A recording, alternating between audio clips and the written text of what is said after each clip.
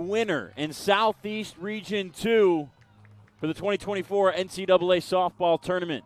Francis Marion, the 3 seed, taking on North Georgia, the 2 seed and host. But the Patriots yesterday in 9 innings defeated the Nighthawks 2-1 in a thrilling pitching duel between Alyssa Poston and Kristen Davis. And Robert, we have a rematch between those two today.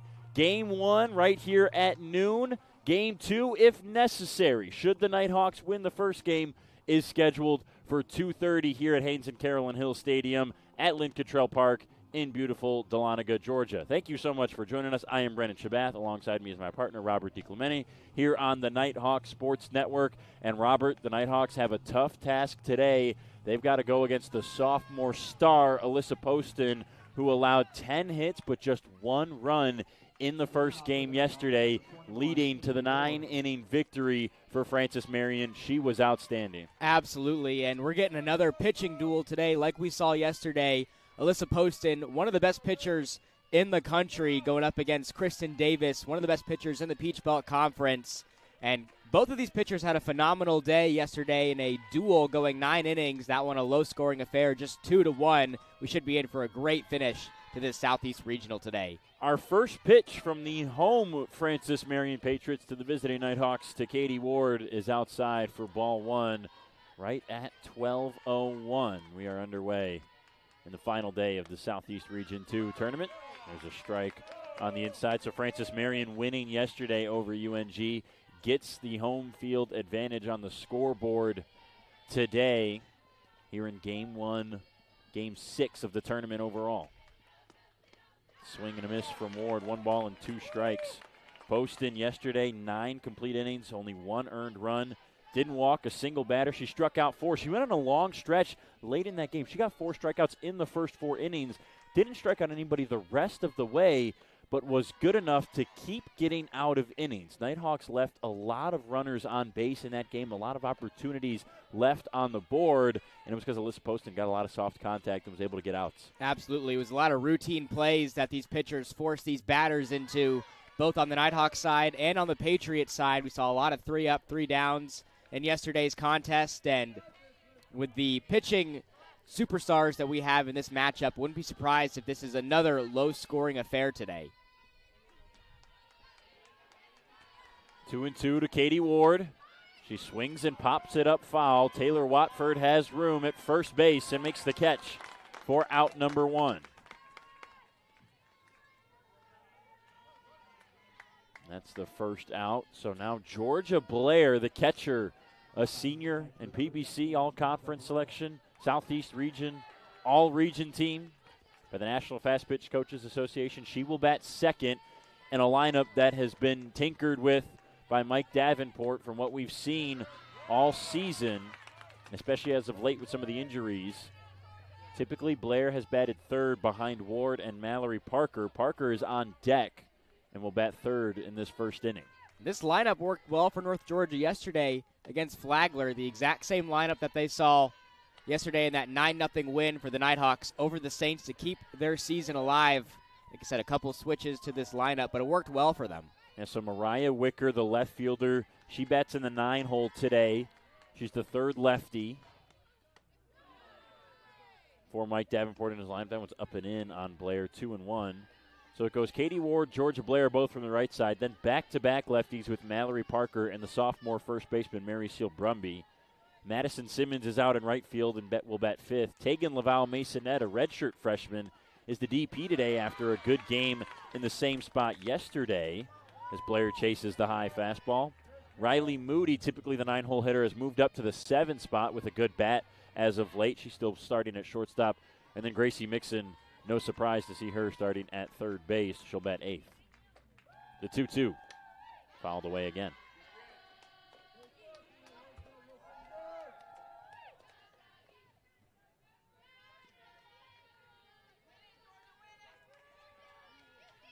Blair was 0 for 5 at-bats she had against Francis Marion yesterday. Unable to reach, and she towers this one deep out to center field. Going back is Goss at the wall. She jumps up and makes the catch. Michaela Goss robbing Georgia Blair of extra bases early in this game. That's very reminiscent of what we saw at the end of yesterday's game. A couple of fantastic plays made by this outfield for Francis Marion. Another great play there by Goss to keep him at bay. The two center fielders yesterday, Michaela Goss and the now batter Mallory Parker, had some outstanding late inning plays in that close game yesterday. Each of them had a diving catch out in center field to save runs. And Goss stopping extra bases early in this one. It's a good swing from Blair, something that she probably needed after a tough day yesterday, like we mentioned, 0 for 5. Yeah, it's only a matter of time before Georgia Blair starts to catch fire again. Has seen the most success out of any Nighthawk as of late. She has really stepped her game up when it comes to postseason play for the Nighthawks. Hitting .357 in the postseason with 10 hits. 6 RBIs is Georgia Blair. Mallory Parker has been dominating. She's got 10 hits as well and 24 at-bats. That equates out to a .417 average. She's ahead 2-1 here. A good eye on the high fastball.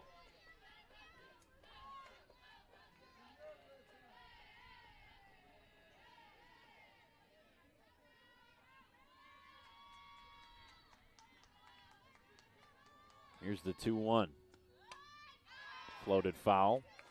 Parker with 7 RBIs in postseason play this year. Only Madison Simmons and Gracie Mixon have more. They have 8 each. Grayson Perry also has 7. She'll be off the bench as a possible bat today for Mike Davenport. It's been a great bounce-back season for Mallory Parker. Missed all of last year, essentially, due to an injury. She's back to dominating. Was named to that PBC All-Conference team a couple of weeks ago, and her numbers are up in a lot of categories when it comes to the statistical categories this year for Mallory Parker. She has looked even better after her injury.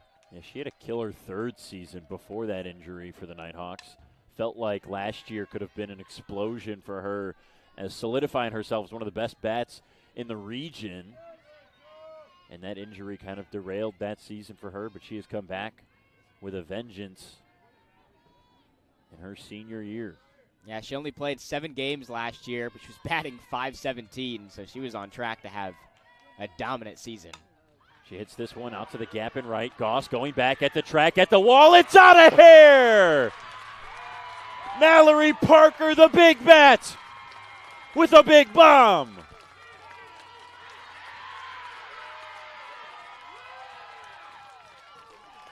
And how about that, too? 2 outs up on the board. North Georgia continuing to fight this season with their backs against the wall. A huge play there and a big momentum boost to go up early in this game. 1-0 Nighthawks, thanks to Mallory Parker and her deep shot. Her 8th home run on the year, 2nd on the team. Mallory Parker's trying to make up for lost time last season. Like we just said, didn't get to play in the regional tournament because she was injured. She steps up big here with her team's season on the line. And one thing we haven't gotten to talk about yet is the fact that Alyssa Poston is in the circle to start this game. If you're Francis Marion, you can afford to lose game 1 because you've still got a chance to win Southeast Region 2 in the second game of the day. So there was some thought as to maybe we try to win game 1 without Poston. That way, in a must-win situation, we have her. Now, there's nothing to say that she couldn't pitch in game 2 should we get there. But early in this game, 2 big swings from Georgia Blair and Mallory Parker. One just shy of a home run, and Parker is obviously slipping over that right center field wall that stands 6 feet high before elevating to 8 feet out in center field. 2 big swings early against Poston. Yeah, it's definitely an interesting tactic from Francis Marion. They're going for the win here in game 1. They don't want to force a game 2 against these Nighthawks. And, you know, if you have your best pitcher available and you want to go for the win in game 1, you know, you might as well. But if the Nighthawks are able to come away with the win here in this first game and force a win-or-go-home game at 2:30, it's going to be interesting to see who's thrown out there. We can imagine Tybee Denton's going to be in the circle for North Georgia. And we'll see if Poston gets the start if we get to that situation. After Alyssa Poston, who's totaled now 215-plus innings this year with 27 starts, Jenna Walling with 121 innings and just 9 starts is the next most senior pitcher for Frances Marion this season. Brumby shaken up after fouling the 2-2 off of her leg. So there's still a very good chance that they just throw Poston out there again in game 2. But then natural fatigue comes into play with her ability to pitch well. 2-2, Brumby fights off another one foul. And we saw that yesterday with Flagler, who played a win-or-go-home game against Columbus State. They ended up coming away with the win, send the Cougars home, and then they threw the same pitcher out there to start that game against North Georgia, and the Nighthawks were able to put 5 runs up in the top of the first inning against them. A lot of that probably just due to fatigue from the Saints. Brumby takes high, 3-2. A burdensome inning to get this game started for Poston. Katie Ward popped out foul, but on 6 pitches. Georgia Blair also had a 6-pitch at bat before her deep flyout. Mallory Parker's home run came on 6 pitches, and now Mary Seal Brumby has already seen 8 after that foul ball. We're waiting for number 9. This is also an area, one of the few areas that Frances Marion has struggled this weekend is closing out teams with 2 outs up on the board. 3-2. Got her, strike 3. Outside edge, Mary Seal Brumby can't believe it. Alyssa Poston ends the inning with a K, but she gives up a bomb to Mallory Parker. It's 1-0 Nighthawks. We'll see Frances Marion at the plate for the first time after the break here on the Nighthawks Sports Network.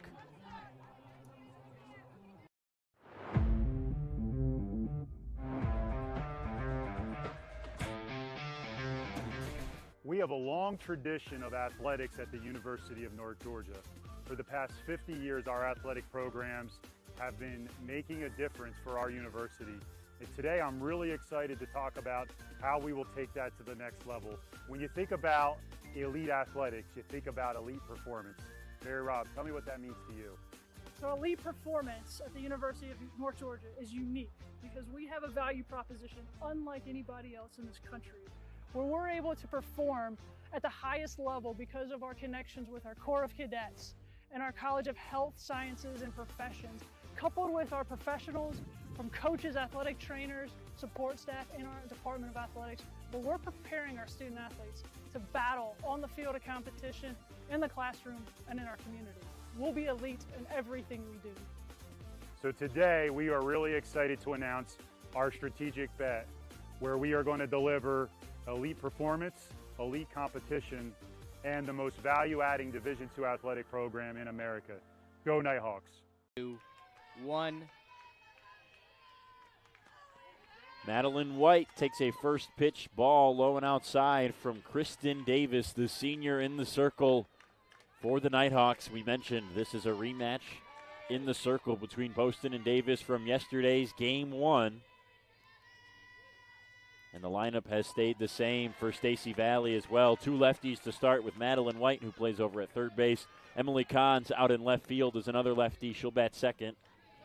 Taylor Watford is at first base batting third. Then it's Peyton Gale, the second baseman, who cleans things up as White smacks one foul the opposite way, makes it 1 ball and 2 strikes.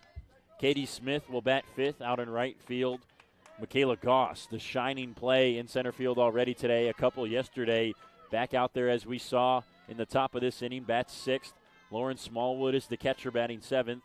And then 2 lefties bookend the lineup as White flips this one out into left field. Long run for Wicker. She slides into foul territory and can't make the catch. So just a long 2-strike foul. So Anderson Thrower, the DP, and Michaela Cuthbertson, the 2 lefties, rounding out the lineup in the 8 and 9 hole. Cuthbertson at shortstop defensively.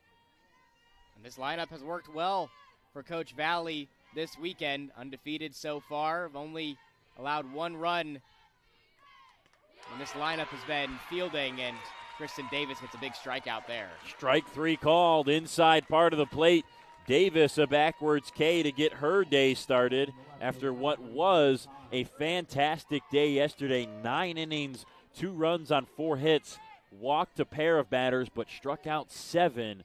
And very rarely are you going to see Kristen Davis give up 2 runs on just 4 hits with 7 Ks and still get the loss. It was just a day that on offense, North Georgia couldn't figure out Alyssa Poston for more than a single run. Yeah, Kristen Davis has played in some big-time spots for North Georgia. We've said this before. She closed out Grand Valley State in the national championship last season, shut them out in a 3-0 win. It's chopped foul over to third. Emily Kahn's the batter. And that can be an advantage for North Georgia, where Poston, she may be statistically the better pitcher this season. Kristen Davis has played in a lot of big games, winner-go-home games for North Georgia. This is Poston's first time in the regional tournament with the Patriots. Rounded to second, where Katie Ward scoops it on the underhand over to Mary Seal Brumby for a 4-3 putout, 2 up and 2 down, the same way the Nighthawks started. And then they got the home run from Mallory Parker, and this is a big home run candidate for Frances Marion and Taylor Watford, who has yet to homer in this regional. Watford, though, on the season with 14 homers, 78 RBIs, some of the program best in their history. Yeah, she's a big reason why the Patriots are still playing today. Division II Player of the Year watch for her, too. Big hack and a miss at the high heat. It's 1-1.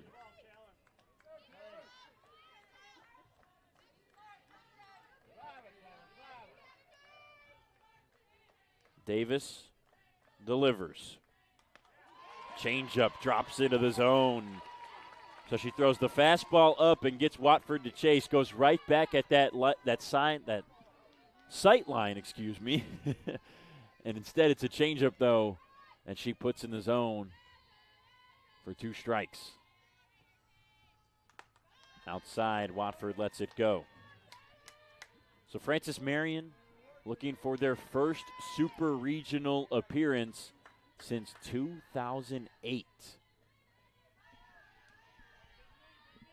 They've been to the NCAA tournament 3 times, this being the 4th since that World Series appearance in 2008 back in Houston, Texas, when they advanced to the D2 National Championships. But they haven't made it out of the regional in any of those 4 years. And last year, we would have seen North Georgia and FMU in the Super Regional had Wingate not ended the Patriot season last year. So we would have had FMU and UNG facing off last year. In on the hands, Watford pops it up, and Kristen Davis gets a 1-2-3 first inning. That includes a strikeout of Madeline White. Nighthawks maybe feeling it a little bit on offense. A couple good swings against Alyssa Poston. They'll try to keep that up in the second inning here on the Nighthawk Sports Network.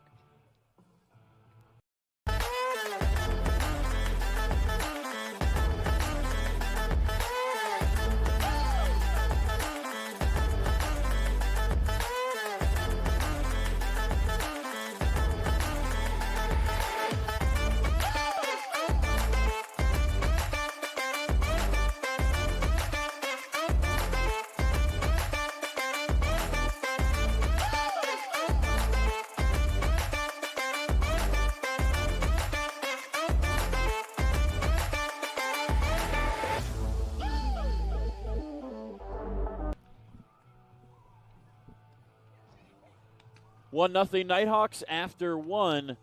They lead the Patriots here in Dahlonega for the 2024 NCAA Softball Southeast Region 2 tournament. Over in Southeast Region 1, a lot of craziness happening. So the top-seeded Wingate Bulldogs, who ranks the number 7 team in the nation, lost a game already. They lost to Lenore Rhine yesterday. So they had to play in an elimination game against Peach Belt Conference member Lander, who was making their first NCAA tournament appearance in program history. Lander at the end of yesterday up 3-0 into the top of the 5th inning, and then rain washes out the rest of that game. So they resume at 11 a.m. this morning. Wingate down 3-0, storms back They make it 3-2. They get up another pair of runs in the 6th inning, and they end up pulling that one out 4-3. So now the Bulldogs taking on their South Atlantic Conference rival in Lenoir-Rhyne in a very similar situation to the Nighthawks here. Wingate's got to win 2 to take down Lenoir-Rhyne and host the Super Regional. So we'll keep you updated on that one here, because if Lenoir-Rhyne wins one game against Wingate, the winner of this is going to host the Super Regional, the 3 or the 2 seed here in the Southeast region. Yeah, so much on the line today. So much is up in the air as far as who's still hosting. It has not been easy for these top seeds in these regional tournaments across the country. And if Wingate's able to come away with 3 wins today in that half game against Lander, already come away with that win, it's going to be extremely impressive. So this is Madison Simmons in a 2-2 count. Poston has fought back after falling behind 2-0.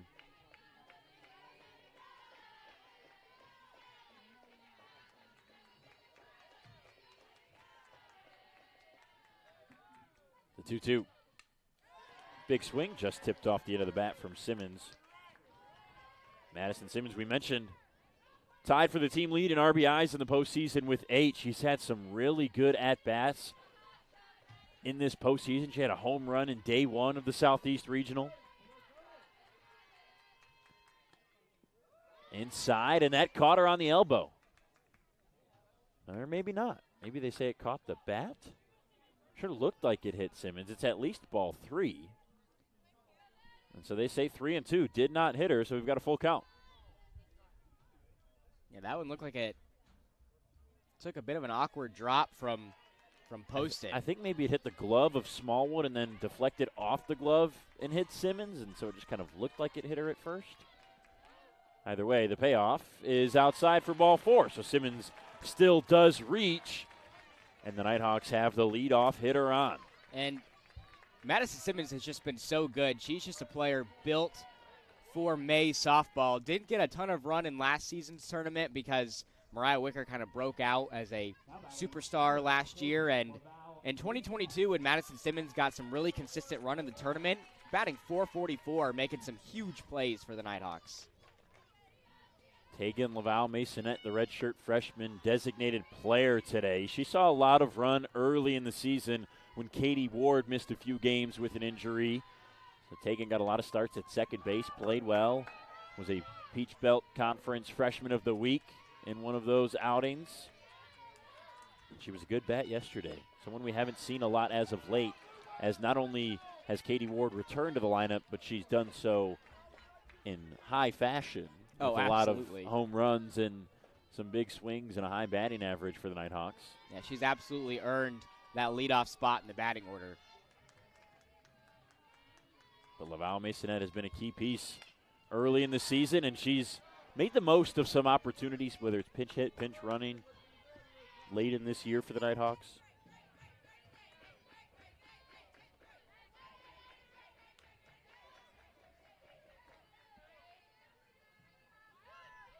She's ahead 2-1.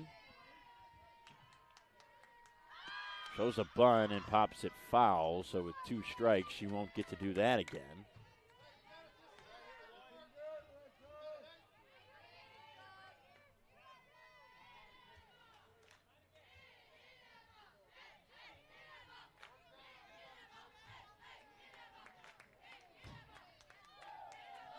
The 2-2. Fly ball to center field. Goss going back, charging, and that was Cuthbertson going back, the shortstop, who makes the catch just in shallow center. Windy day yesterday, kept a lot of softballs in the ballpark. And that was maybe part of the reason Nighthawks couldn't really get going on offense. They had some really good swings that just would die into the gloves of the Francis Marion outfielders as Moody flutters the first one foul. Yeah, I think the wind also kind of played a little bit of a factor into these center fielders having to make some tough plays out there, some diving catches late. They were up to the task, made some really incredible plays out there to send this game to 9 innings. Moody takes high, 1 ball and 1 strike. Riley Moody hitting .391 in the postseason. She had a .309 average coming into postseason play. And when we say postseason, we are including the Peach Belt tournament. So that's a total of 9 games now for the Nighthawks, today being their 10th non-regular season game. And she's really stepped up big late for North Georgia during the postseason, last 10 games or so. There was a real argument last weekend if the Nighthawks were able to take down Columbus State in the championship. She could have been MVP of that series. She stays alive with another foul ball here.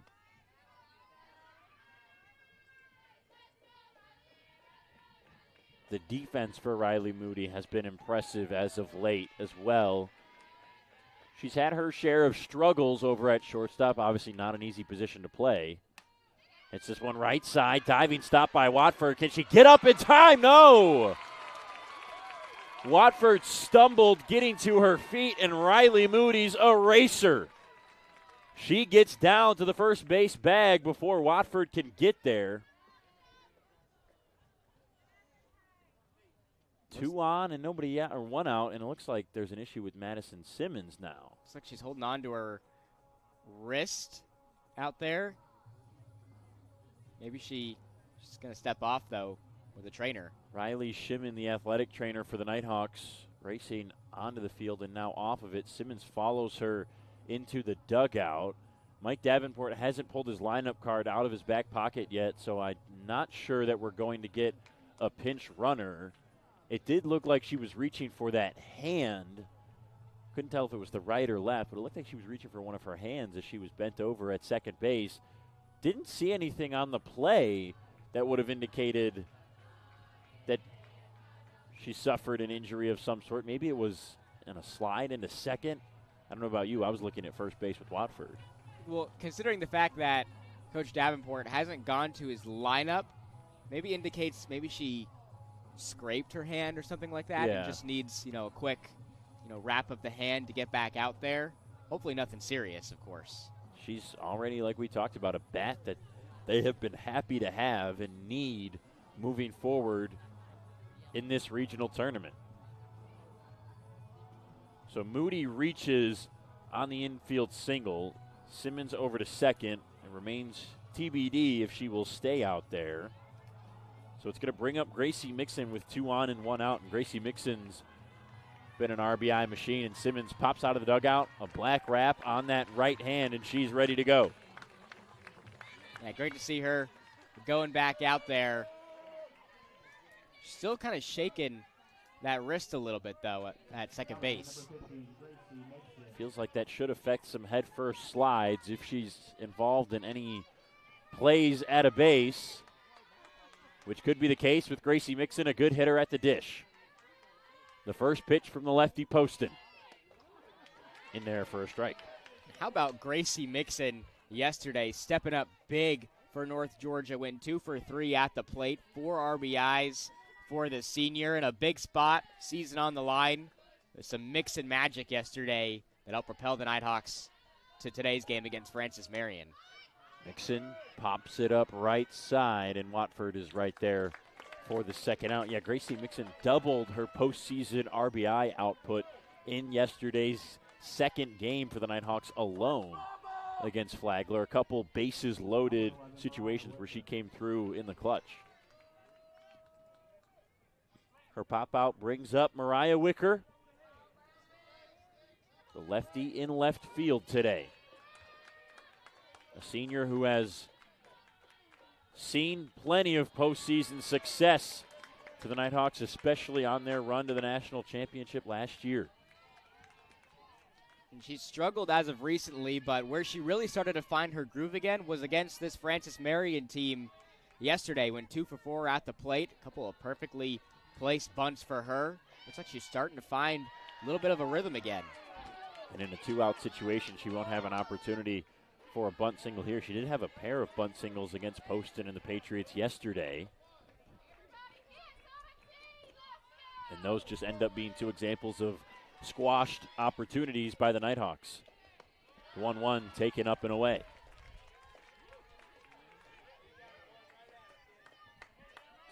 Mariah Wicker been in and out of the lineup as of late. We saw her when Jolie Lester went down with an injury. She was leading off for a handful of games before that got delegated to Katie Ward. So we know she's got the big bat. 2-1. Kind of a half cut. Makes it 2-2.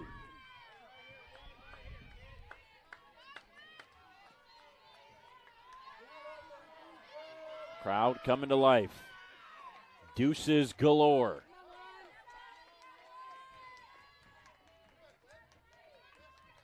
The pitch. Swung on and floated to shortstop. Cuthbertson calls everyone off and makes the grab. So a couple of base runners lead to a little bit of a jam for Alyssa Poston that she gets out of. It's still 1-0 Nighthawks. Frances Marion batting in the second after these words on the Nighthawk Sports Network. I am an NCAA student athlete. And I pledge to be a champion of unity on my team, on my campus, and in my community. I pledge to embrace differences and strive for inclusion and collaboration. I pledge to stand against racism, hate, and discrimination. I pledge to strive for love, care, and forgiveness. I pledge to stand against silence, deceit, and obscurity. I pledge to strive for dialogue, truth, and understanding. I pledge to stand against fear and doubt. I pledge to strive for trust and belief in one another. I pledge to stand against complacency and stagnancy. I pledge to strive for change and growth.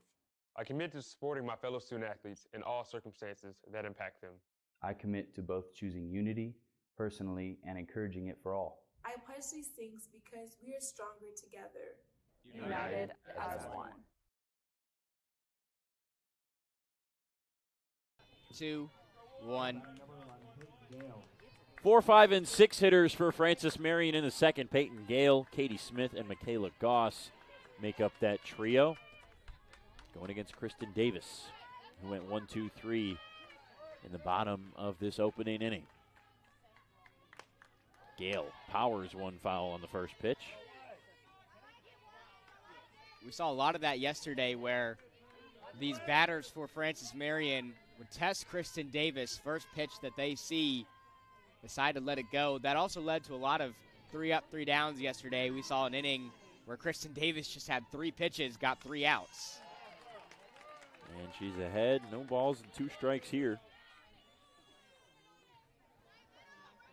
Gale hitting .287 on the season. When she leads off an inning, which she's done 37 times, the average goes up around 500.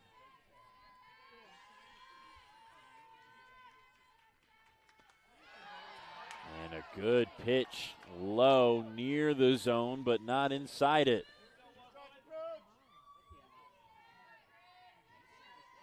Yeah, Gale's been a very consistent starter on this squad, playing 55 of 56 games coming into the regional tournament. On the ground is short. Moody charges, fields, throws in a nice play. Smooth from Riley Moody. We talked about her defense the last time she was at the plate, and there's a good example of it. Yeah, she's playing a tough position over there at shortstop, like you said. A lot of plays coming her way, and in regional play here and also in the PBC tournament, she's been up to the task. So now it's Katie Smith's turn for the first time today. The first pitch is upstairs, says home plate umpire Dwayne Shoemate today. Kirk Clabber over at first, Michael Lett over at third.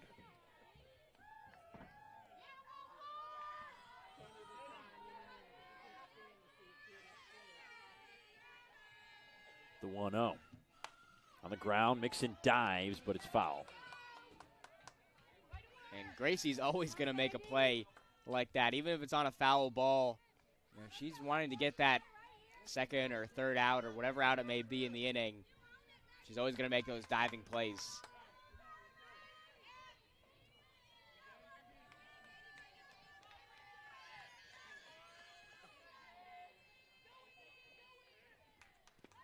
Smith takes ball too low.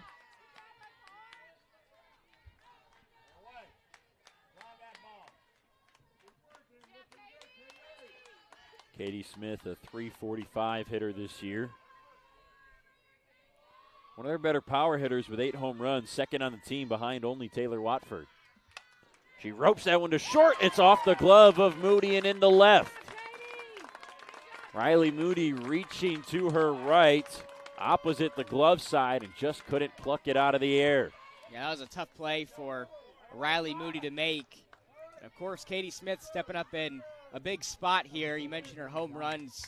One of those, a big one, that walk-off homer in the Conference Carolinas championship game against Emmanuel to send her team to the regionals. Michaela Goss, the center fielder, takes a first pitch ball upstairs. So the knock for Katie Smith, the first of the day for Frances Marion. 5 batters into the game, Goss being the 6th.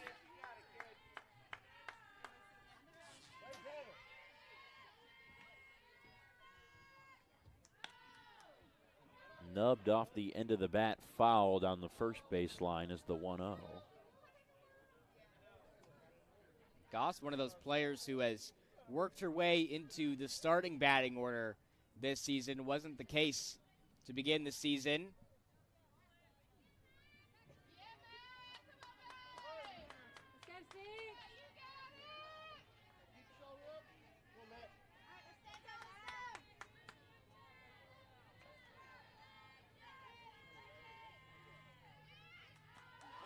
Inside strike, nice pitch from Kristen Davis right on the front door of the righty. And one takeaway from these two teams early is they just both look so comfortable in this situation. They made multiple appearances in the regional tournament. They just know what this sort of stakes are on hand here, and they know what it takes to get to the highest level. And they know what this pressure feels like. Maybe not so much for the Nighthawks being in a must-win situation where your season's over if you don't. Obviously the expectations for this team to make a deep run as the reigning national champions.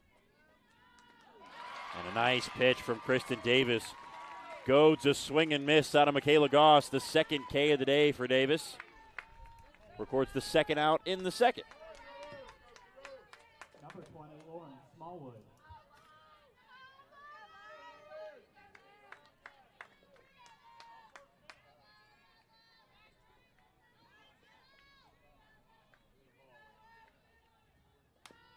Off the end of the bat, right to the pitcher, Davis. She throws over to first easily.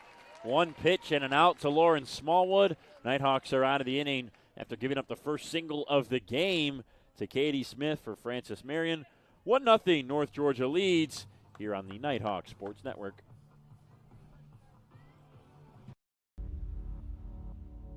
To them, the whole world looks like an opportunity, one to be seized, built upon, and made better for their sport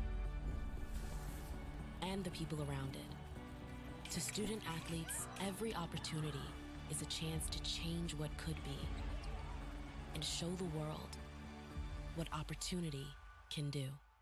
2-1. Back here in Dahlonega, glad you could be with us for Game 6 of the 2024 Southeast Regional Tournament. Game 1 of Saturday, the final day of Southeast Region 2. The Super Regionals coming up next weekend, and today will determine who that's going to be. In what's been kind of a crazy start to this postseason, it does end up being chalk in the final day of each the Southeast Region 1 and Southeast Region 2 tournament. Over in Wingate, North Carolina, it's 1 versus 4, Bulldogs versus Bears. And then here in Dahlonega, it's 2 versus 3, Patriots and Nighthawks. Nighthawks being the second seed. Yeah, there's just so much on the line this weekend. Lots of pressure on these top 3 seeds. Like I said earlier, Wingate having to win 2.5 games today in order to guarantee that they're going to host the Super Regional. Ward, slice to the right field, and it's caught over there by Katie Smith.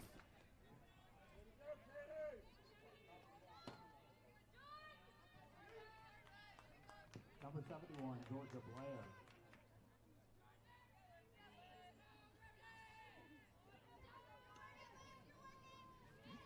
Georgia Blair had a big swing her first time up. Led to a deep fly out in center field. She takes strike one in her second at-bat of the game. This is kind of similar to what we saw yesterday. The Nighthawks were able to get on the board early, and after that, Poston kind of kept the Nighthawks at bay. Right side foul and caught by Taylor Watford.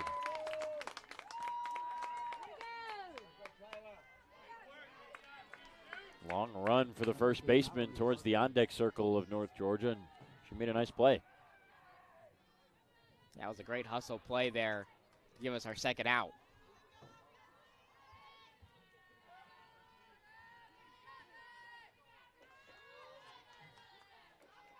First pitch to Parker. Plunks her on the inside for the home run hitter who brought home the only run so far in this game. So Mallory Parker again on base with 2 outs.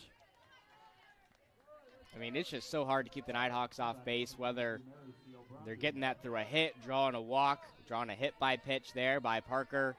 It is just so difficult to keep these Nighthawks off base. Very rarely do you see them walking back to the dugout.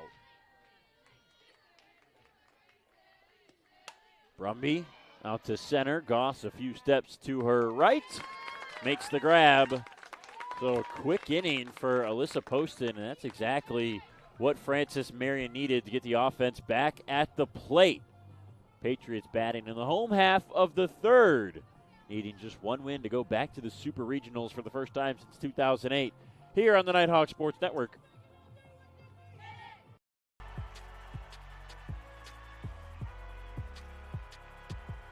Number 32, Kyle Hornsby.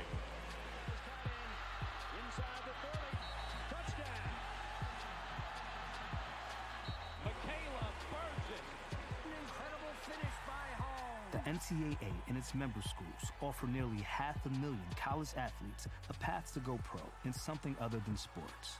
Learn more at ncaa.org. 3, 2, 1. Kristen Davis has the bottom of the order scheduled here in the third. Anderson Thrower, Michaela Cuthbertson, the 8 and 9-hole hitters, before it flips over to the leadoff woman in Madeline White. So the other half of the regional, that final series today, beginning in about 20 minutes up there in North Carolina between Lenore Ryan and Wingate.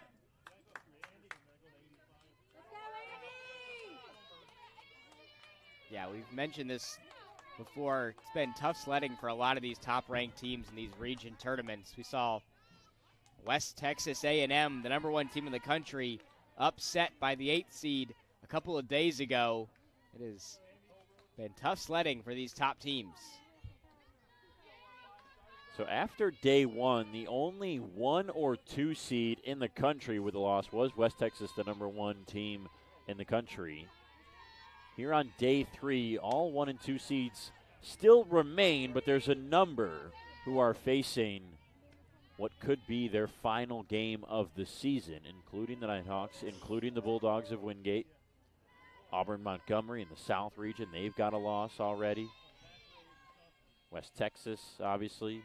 East Stroudsburg, also down to a loss. Pittsburgh State, a number 1 seed.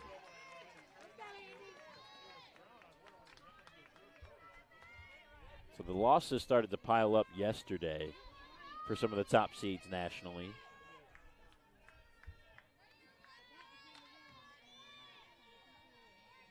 One and 2 now on Thrower. She slaps one over to second base where it's bobbled a little bit by Katie Ward. But she does make the play. And a lot of this is going to come down to the clean fielding from these two squads. You don't want to see too many mistakes from the Nighthawks or from the Patriots in this one, because these bats are going to make you pay. This game feels eerily similar to yesterday. An early run for the Nighthawks. The offense is kept at bay other than that. Cuthbertson gets another base hit down the left field line. She goes to the opposite field for a 1-out single. And now Frances Marion has speed over at first base, and their best hitters scheduled to come to the plate. We talked about Cuthbertson yesterday She's really started to find a groove as of late. Used to lead off the batting order for the Patriots, finds herself towards the bottom now, but she has really found her stride here in this tournament. First pitch to Madeline White. She runs out of the box and looks at ball one. White struck out looking in her first at bat. Cuthbertson, 13 stolen bases on the year. That's third on the team. Only Emily Kahns and the batter, Madeline White, have more. And White chops it to first. Brumby scoops it, steps on the bag. Doesn't have a play for the lead runner, but there are 2 outs now on the unassisted ground out from White. You talk about how eerily similar this game is to yesterday, too. That inning was kind of a perfect example of that, the inning that we just had. A quick 3 up, 3 down, just a couple of pitches from Poston in that one to retire the Nighthawks early.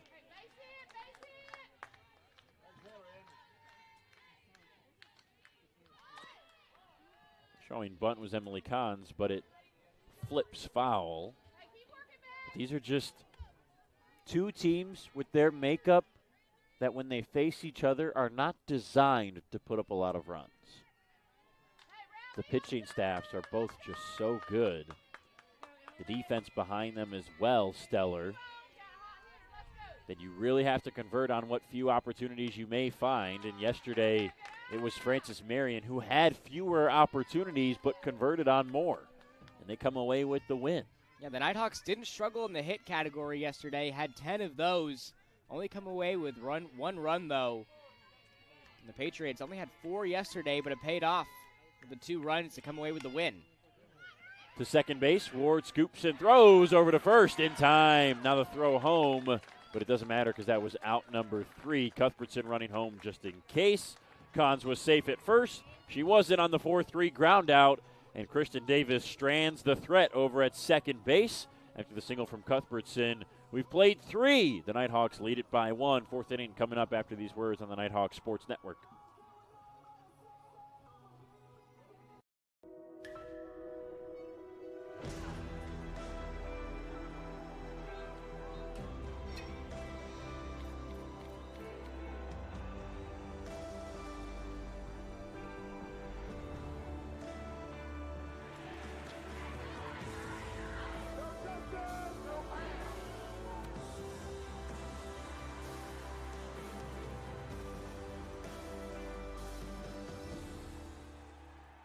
To 9 hits.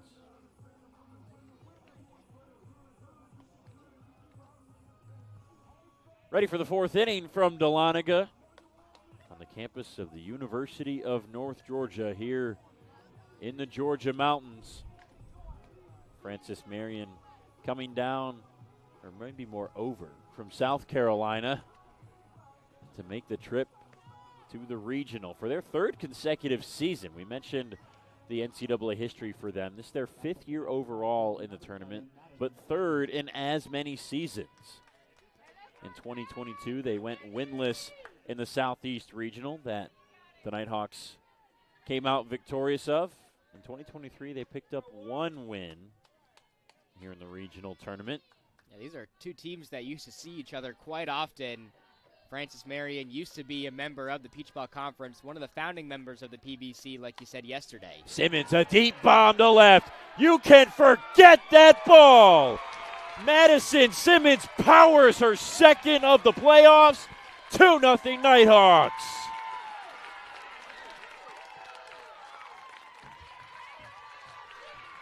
And just maybe, Robert, this North Georgia offense has figured out Alyssa Poston. I think so. That's 2 bombs that the Nighthawks have launched off of Alyssa Poston in this one. We said that this game looked eerily similar to yesterday. Simmons changes the narrative there. Doesn't look like that wrist is bothering her on that hit. The wrist is fine. And so are the Nighthawks with now a 2-run advantage. Both coming on deep flies against the sophomore Poston.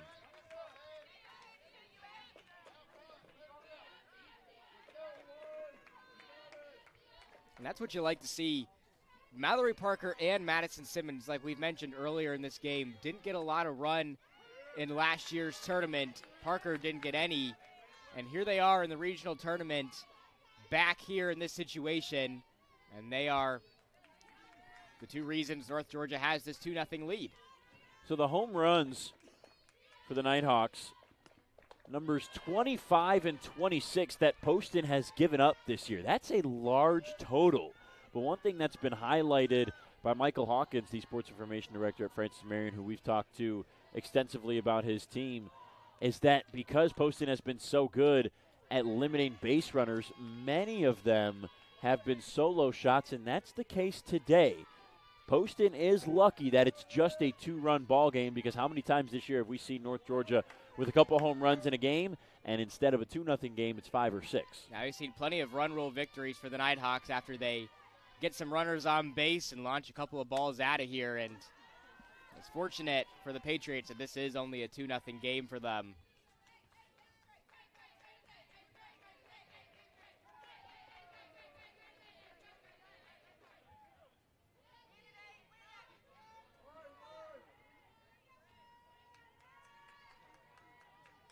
So Tegan Laval Masonette in the 2-2, slices it to the right side.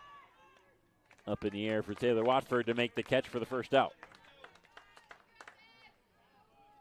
Coach Davenport, he's done a really good job of incorporating these new faces into the starting lineup. When you look at last year's 2023 National Championship team compared to the starting lineup that we have in this game today, 6 new faces in the starting lineup, and it has paid off for him. Right side popped up. Watford towards the dugout. It just gets into the Nighthawk dugout, so she doesn't have a play.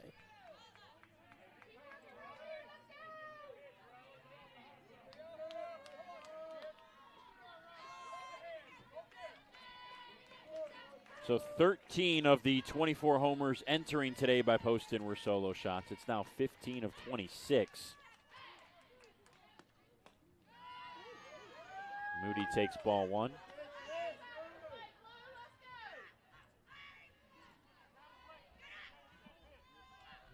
Slight cloud cover engrossing Haynes and Carolyn Hill Stadium now. Beautiful day we have so far today. No rain in the forecast for the moment. And that's a welcome sight and some welcome words given the 3-week history here in Dahlonega of the rain. Yeah, we've had a lot of downpours here, delaying some games, and it's been quite unfortunate. Moody deep to right center. Goss makes a running grab in the gap in right center, almost into right field. Good contact from Moody. Nice play from Goss. 2 down now after the home run from Simmons brings up Gracie Mixon.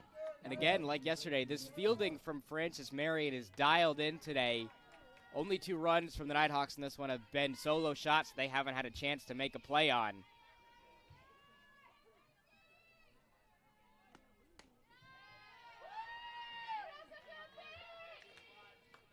Mixon had an opportunity with some runners on her last time up and popped out to first base.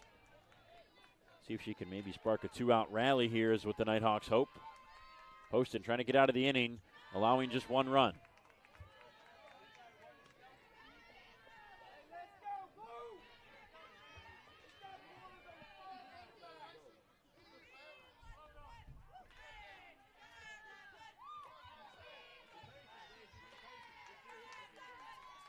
Two and 0. And fouled away. Mixon, a veteran then on the squad, stepping up late. She knows what's at stake here. And, you know, there's 10 seniors on this North Georgia roster. They're not trying to let this be their last game played here at Haynes and Carolyn Hill Stadium. Mixon, fly ball to right. Smith is camped under it. She'll put that in her back pocket for the 3rd out. So the Nighthawks add a run to their lead. 2-0 their advantage. Francis Marion has the 4th inning bats when we come back from the break on the Nighthawks Sports Network. The road to national championships runs through NCAA.com. And whether you follow one college team or all of them, it's never been easier to get the content you want with NCAA.com, the home of college sports.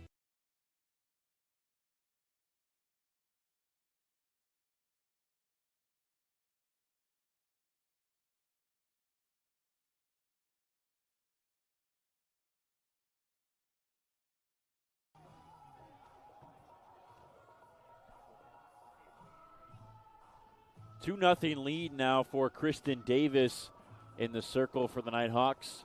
UNG with 3 hits in this game. Frances Marion with 2 so far. They had one last inning. Came from Michaela Cuthbertson, a line drive off the glove of the shortstop Riley Moody into left field. She got to second after a ground out and was promptly stranded there as Davis worked out of the inning with a ground out to Emily Kahn. So now the 3, 4, and 5 hitters, starting with Taylor Watford, will bat in the 4th.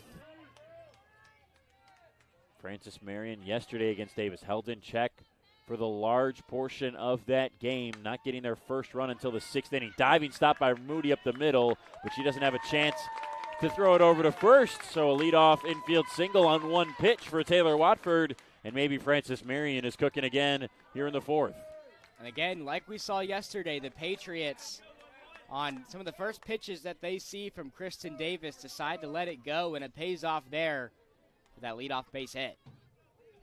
Davis is a quality strike thrower and often will try to get ahead in counts, and Frances Marion, aware of that, aggressive and ready at the start of an at-bat. So a bit of a strategical conversation between Stacey Valley and Peyton Gale concludes. Now Gale's ready. What a year it's been for FMU and Stacey Valley, winning the Coach of the Year in the Conference Carolinas. Been around this program for quite some time, and she gets the recognition she deserves this season. So the first pitch to Gale. Check swing, strike called.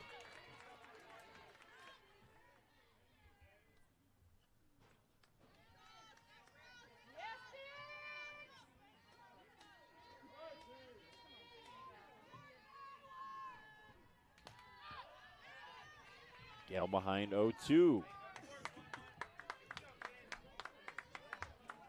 This is what Davis was so good at yesterday. She wouldn't, not allowing consecutive base runners, consecutive hits. Frances Marion struggled to string anything together. Even their one run that was scored, it came from a leadoff walk and then a 2-out knock to bring that runner home. So Davis able to get outs after Frances Marion finds a way on the base paths. For the Nighthawks, it was kind of the opposite of that. They were able to get on the base paths and then would run into outs yesterday. It was Poston doing a good job working out of the jams.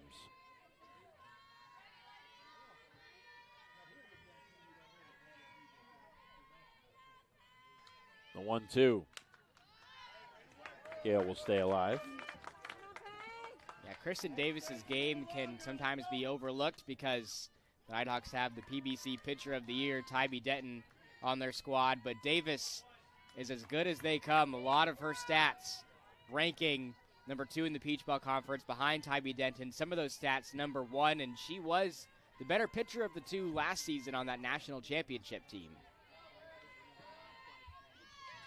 1-2. Thought about the swing, did not, as Blair asked for the check down to first base from Kurt Clawitter.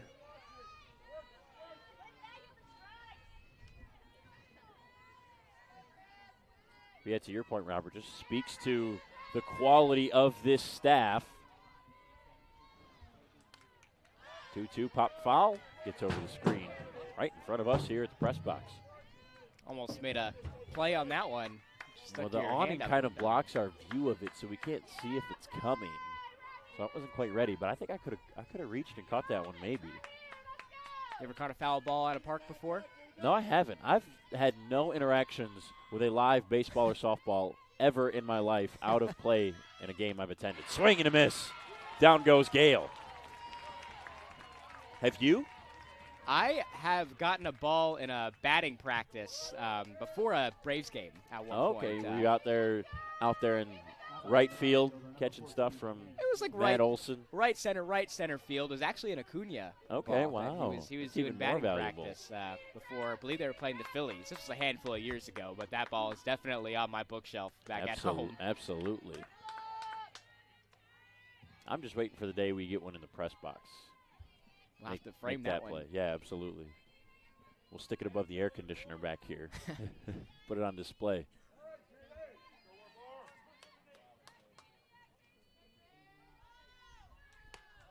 Katie Smith had the first single of the game in the second inning. So she's 1 for 1 and ahead, 2 balls and no strikes here. And the script has been flipped in this game when it comes to the hits. Of course, they're matched in hits, both these teams at 3 apiece, but the Nighthawks have been able to pay those off with runs, 2 for 3. High fly ball deep out to left. Wicker going back. It is foul. Home run distance, nearly tying the game, was Katie Smith. It is a long strike one, though. Boy, she gave it a ride. Oh, man, yeah, that one had the FMU fans here on their feet. They thought this was going to be a tied ball game. And Smith got a good-looking swing on that one. Maybe a little wake-up for Kristen Davis. With a base runner on, one swing ties this game. 2-1. This one's on the ground. Moody throws to second for the lead runner. Ward over to first, not in time. And Katie Smith, you can see her reaction as she runs through first base. Upset that she was just a little out in front of what would have been a game-tying home run. Instead, she grounds into a fielder's choice for the second out. And that's just the crazy thing about softball is the game can change in an instant. What could have been a tied ball game just like that. Instead, 2 outs up on the board. The runner is still on first. Now it's Michaela Goss, struck out her first time. And she'll take strike one.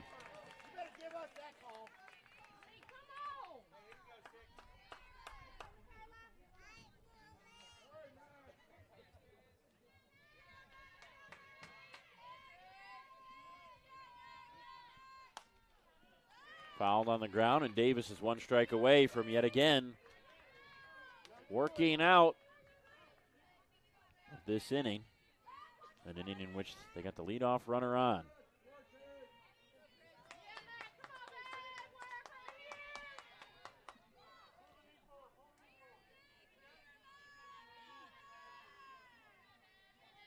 The 0-2 to Goss. She takes low as it skips up towards home plate. Stopped by Blair.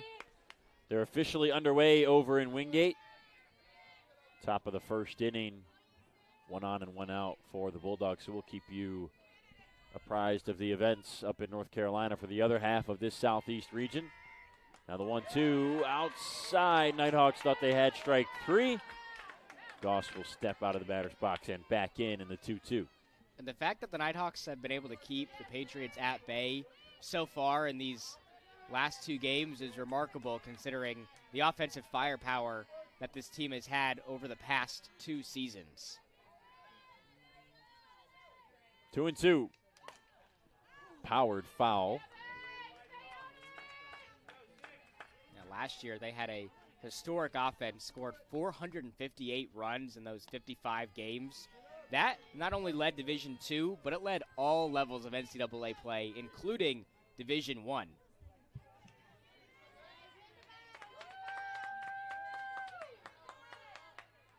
One more time on the 2-2 from Davis. Goss pulls the bat back and takes ball 3. A full count. And here with 2 outs in the 4th inning, by my unofficial scorecard, this is the first 3-ball count that Kristen Davis has been in today.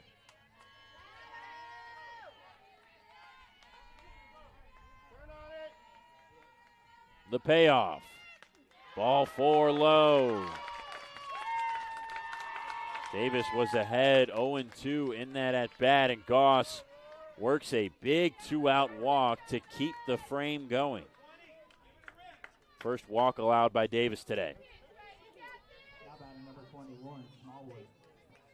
Brings up the catcher, Smallwood.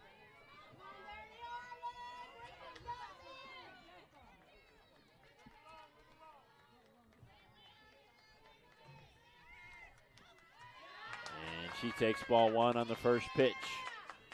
Davis has struggled to get that low strike call today from Dwayne Shoemate, the home plate umpire. She needs a new ball now. Maybe a bit of a breather and a conversation with her catcher, Georgia Blair.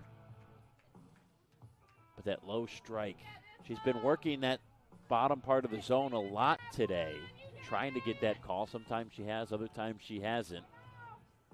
Clearly trying to keep that ball down from some of these Francis Marion hitters. Yeah, this is the best opportunity that the Patriots have had to put runs up on the board so far in this game. Nighthawks have to find a way to close this inning out. 2 outs up on the board.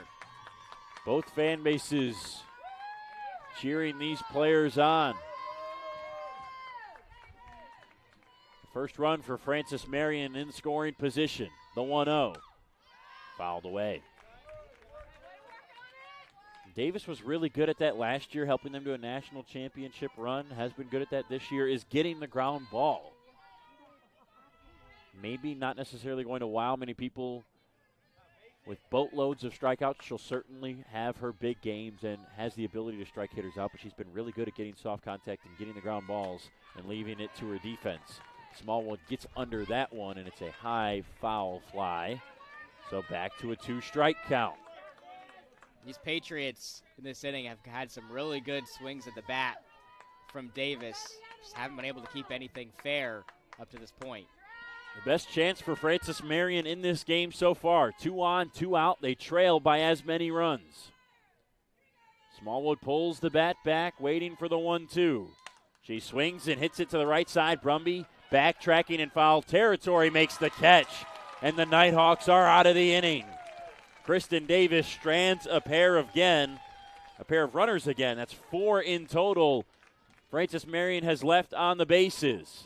We've played 4 now, and still a 2-0 lead for North Georgia. Here in the Nighthawk Sports Network, your home for the 2024 NCAA Softball Southeast Region 2 tournament here in Dahlonega. In a world driven by innovation and ambition, it's not just about following the path. It's about creating your unique journey. At Francis Marion, you'll acquire the knowledge and skills you need to create the future you want. And you'll do it all surrounded by a community that's strongly committed to your success and your future. Francis Marion University, South Carolina's premier educational choice. 2-1, but that comes in later. 3-2, Back here on the Nighthawk Sports Network, Alyssa Poston allowing 2 runs on just 3 hits today. A couple of long balls for the Nighthawks. Mallory Parker with a solo shot in the first. Madison Simmons with another in the fourth, as we have moved on to the top of the 5th inning. 9-1 and 2 hitters scheduled for the Nighthawks. Mariah Wicker will get things started.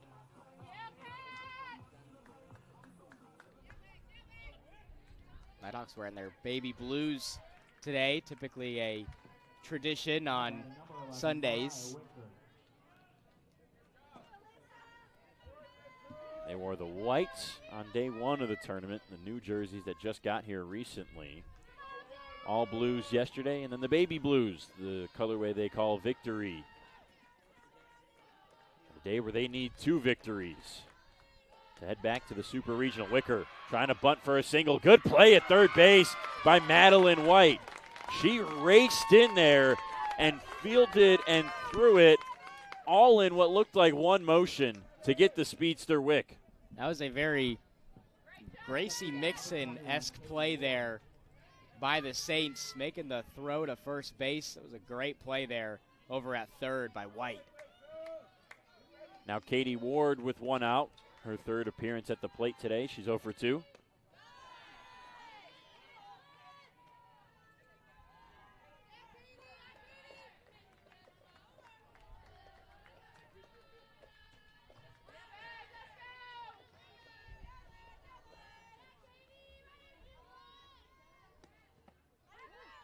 Strike on the outside edge. 1 ball and 1 strike.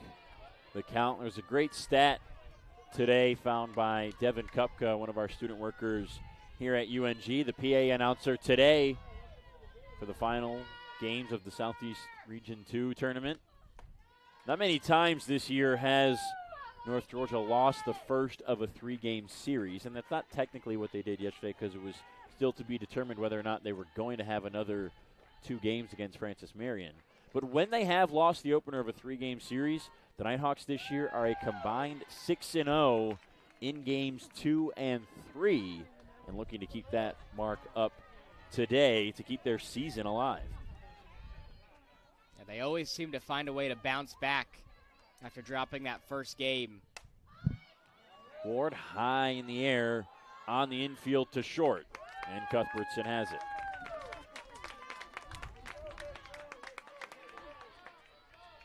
Two up and 2 down for Georgia Blair. Yeah, a lot of North Georgia's losses this season have come in some out-of-conference matchups where they're only seeing a team once, or maybe that second or third game of the series. That first game, I should say. In those second and third games, they have been sensational.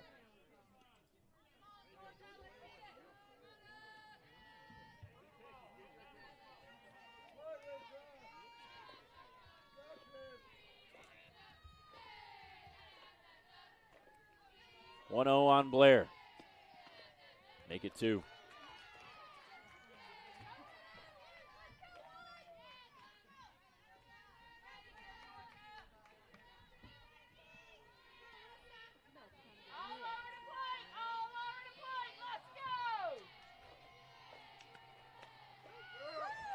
And Poston does get a strike. Georgia Blair went on a tournament tear in the PBC, batted .421, 6 RBIs, 6 runs scored, a couple of home runs. Veteran leadership has been huge for North Georgia. On the 2-1, she powers it to left, doesn't have enough. It's up over the head and down off the base of the wall by Emily Kahns. Blair, a laser of a double to left field. After an 0-for-5 game against Francis Marion yesterday, Georgia Blair starting to find some life up to bat. 2 really good swings for her today. She had a near home run in her first at-bat. That one just didn't have enough air under it. But would love to see the exit velocity numbers on the double for Georgia Blair. Her 16th such hit of the year. Now Mallory Parker, a home run hitter once already today with 2 outs, has a runner in scoring position, and she takes ball 1. Yeah, very rarely when you see a Nighthawk get a hit are they only going for 1 base. They're one of the best teams in the nation at recording doubles, and Georgia Blair adding to that, one of the leaders on this team in that category. And strike 1 on the inside.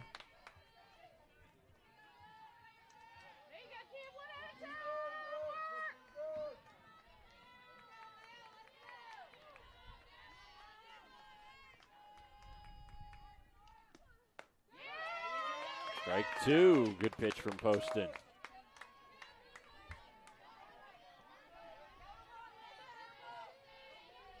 Parker takes her time getting back in the box with 2 strikes and 2 outs now.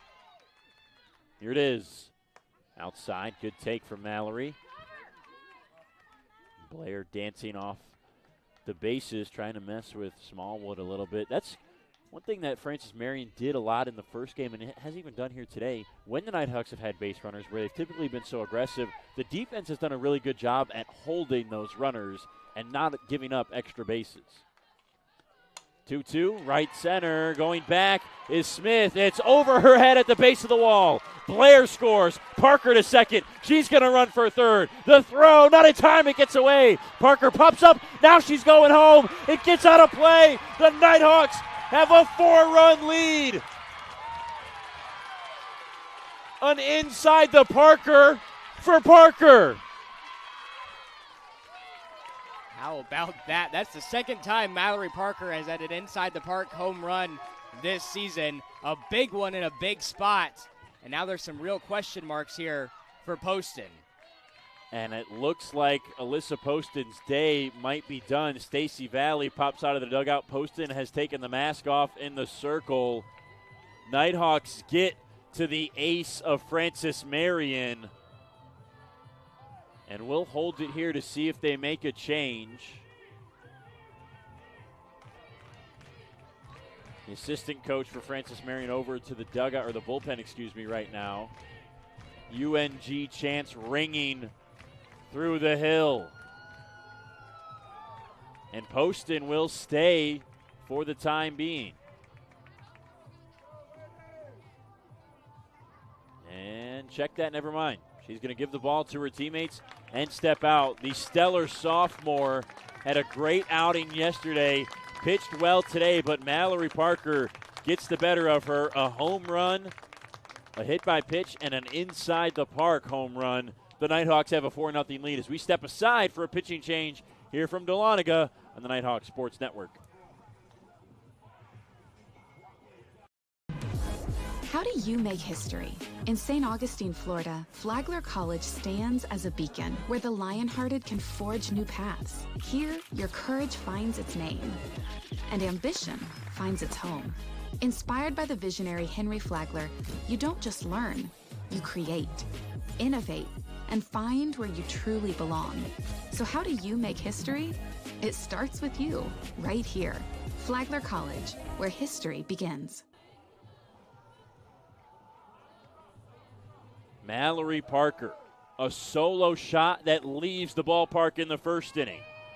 And then an inside the park home run to right field in the fifth that scores a pair of runs with 2 outs and doubles the lead for North Georgia. It's now 4-0 in a must-win game for the Nighthawks, trying to beat Francis Marion in a revenge match from yesterday and force a second game and 7th overall of the Southeast Region 2 tournament and a winner-go-home to advance to the Super Regionals. So with 2 outs, it's now 4-0, and Mary Seal Brumby, who's 0 for 2 today, will bat against the new pitcher for Francis Marion, the freshman. Not far down the road from Dahlonega, a Cumming, Georgia native, Abby Williams, steps into the circle. Yeah, Francis Marion operating with just 3 pitchers on their roster. We've seen Poston in all the games so far in this Southeast Regional Tournament. This is the first time that they've gone to a new pitcher, and Abby Williams, as she looks to help get her bats back into this game. So Alyssa Poston's final line reads 4 2/3 innings. Those 4 runs, all of them earned on 5 hits for the Nighthawks, a walk and a strikeout in total. Brumby takes a strike on the outside. She struck out her first time up and then flew out to center field her second time. So Abby Williams, a 4.40 ERA this season in 57 1/3 innings. This is only her 3rd relief appearance. That's off the glove of Peyton Gale, and Mary Seal Brumby is on base with 2 outs. You can feel the momentum starting to shift in favor of North Georgia in this inning. You take Poston out of the game, and the first batter that Williams sees, Brumby's able to get on first. So with the throwing error that brought Mallory Parker home, that error on Gale is quickly the second in the game and second in as many batters for Francis Marion. Brings up Simmons, who's already hit a home run today. She powered a solo shot to left just last inning.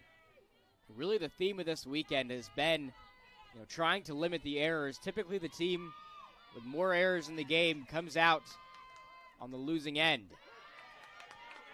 Strike called on the low and inside corner.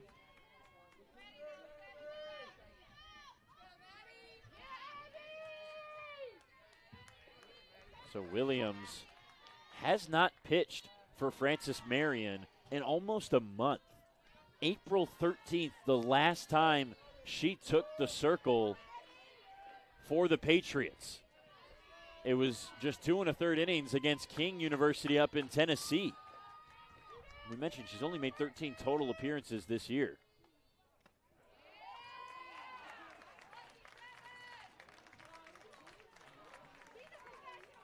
Looks like that one may have gotten a piece of Simmons. So that one clips her. We thought she got hit earlier in the game and didn't. She ended up working a walk. So for the third time today, Madison Simmons is on base. Walk, home run, and a hit by pitch. And the inning with 2 outs still not over, and it looks like a pinch runner coming in as Mike Davenport can smell the run rule territory. The 4-run lead. That's Caroline Branch out of the dugout, taking the place of Mary Sil Brumby over at second base.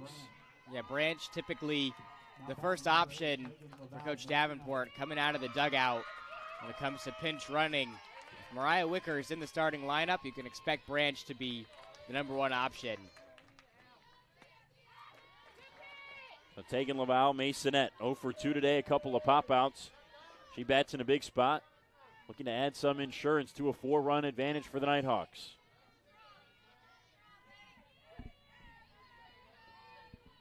The 1-0 inside. So North Georgia now back in a more comfortable situation as far as looking at the pitches coming into the plate. A right-hander in Williams, 5'10", out of West Forsyth High School.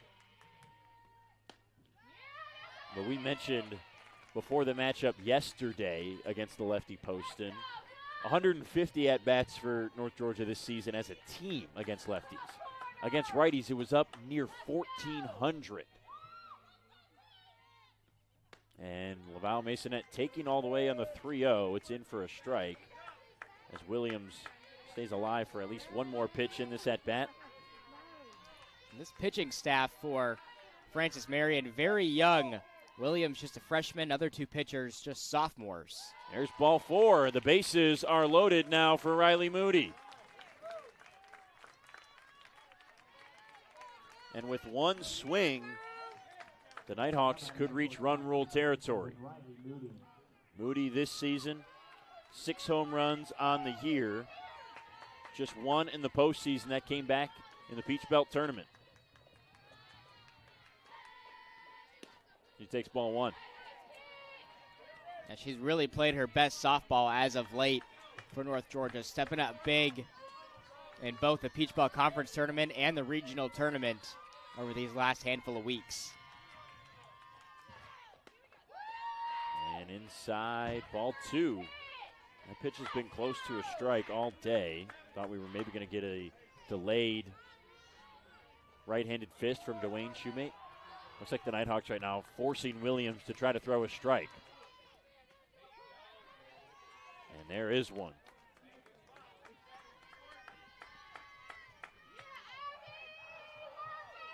Branch, the pinch runner, at third. Simmons at second. Laval Masonette at first. Moody, the batter, with 2 outs and already a 2-run 5th inning. She takes ball 3. Nighthawks walked in a run with the bases loaded yesterday against Flagler.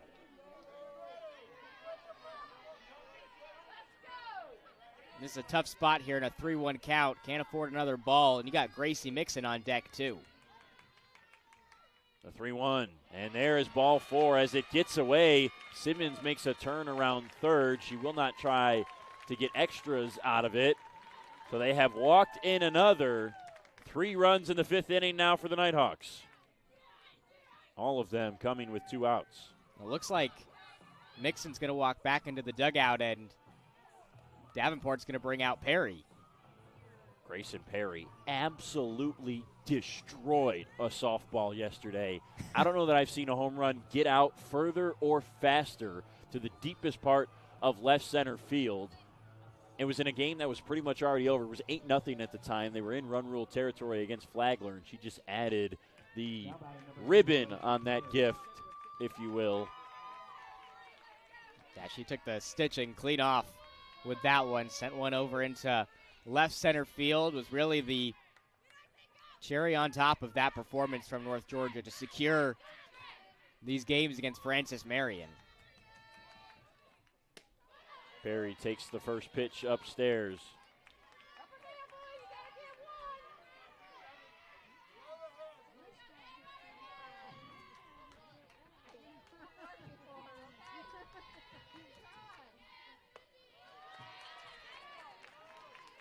2 balls and no strikes on the pinch hitter, Perry.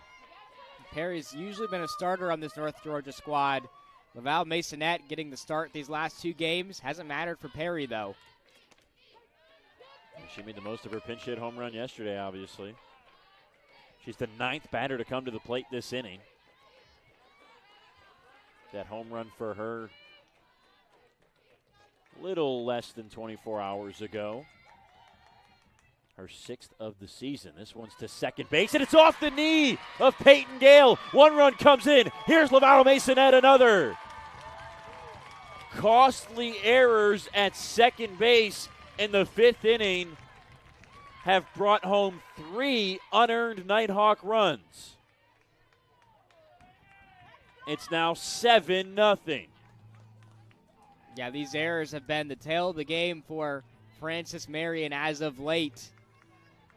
They've been costly for them in this inning, and looks like we're going to have another pinch hitter in Aniston Wright. Aniston Wright, typically a pitcher for the Nighthawks, who has had some experience at the plate in her 3-year career here in Dahlonega, is getting an at-bat here in the 5th.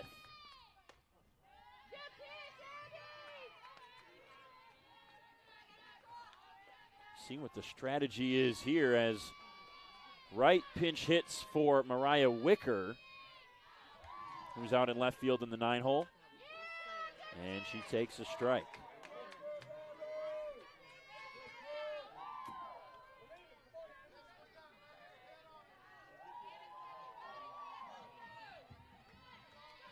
So the Nighthawks now 1 run away from being in run rule territory. That one gets away. Moody down to third. She slides in safely. Both runners move up. And now the all-important 8th run, 60 feet from home plate with first base open. It counts 2-1, too, so the pressure is on Williams here. Inside, 3 balls and a strike. Abby Williams just struggling to find the zone. She had what should have been the 3rd out, but the 2nd error this inning from Peyton Gale brought in 2 more. Yeah, after a Francis Marion squad that has been playing so cleanly all weekend long when it comes to their fielding, Nighthawks have started to poke some holes in that here in this winter go-home game.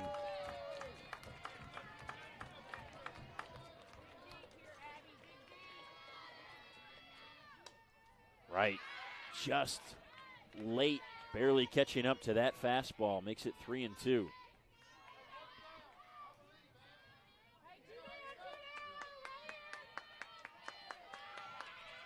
Payoff pitch with 2 on and 2 out. Patriots trying to get out of the inning. They do. Swing and a miss from Aniston Wright. So Francis Marion will get a few more at-bats at least, as the Nighthawks just shy of run rule territory. A 7-0 lead, though, on just 5 hits for North Georgia. Patriots trying to get on the board for the first time in the 5th inning when we come back on the Nighthawks Sports Network.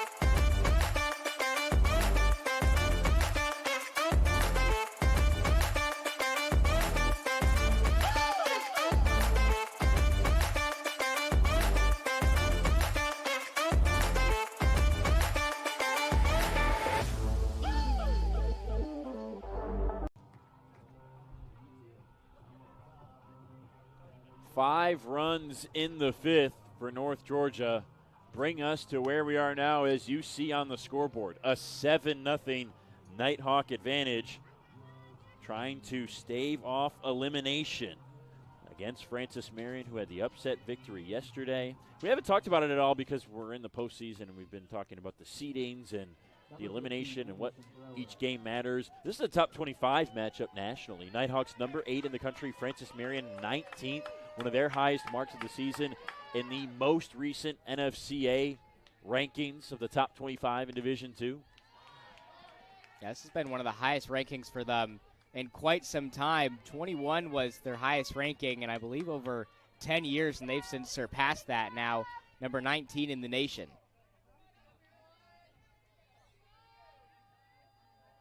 Ball one to Anderson thrower, and she places a single out into center field. Francis Marion's comeback bid starts now in the fifth with a leadoff knock. And again, these Patriots batters trying to get to Kristen Davis early, and it's paid off so far in this one. They just haven't been able to put any runs up on the board after it.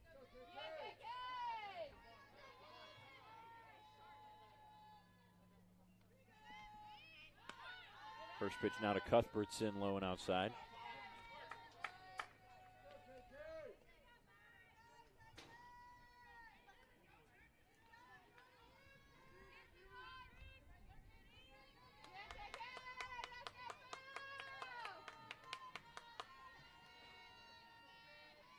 The 1-0. Tried to show bunt, didn't even have time. As that pitch was up and in. Yeah, Cuthbertson racking up the accolades this year. Part of that all-conference team in the Conference Carolinas. Made the all-tournament team, all-defensive team this year. Player of the week as well. Short little chopper, and Davis struggled to pick it up, and she couldn't throw to first.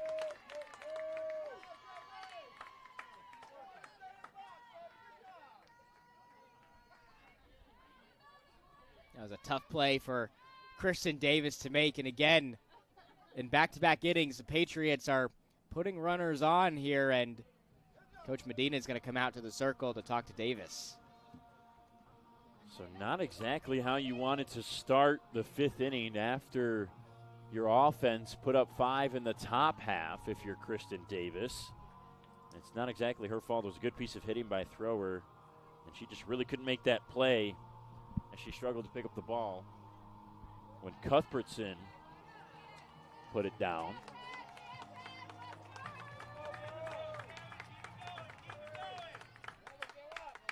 Madeline White had one opportunity in the third to bring home Cuthbertson, who was at second base.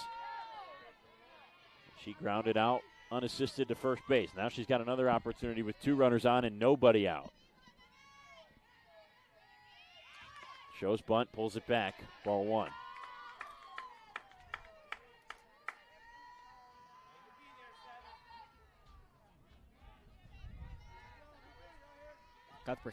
White, always finds a way to get on base. One of the most consistent players on this squad at doing that. Upstairs, Blair with a nice snag to save a wild pitch and keep both runners where they are.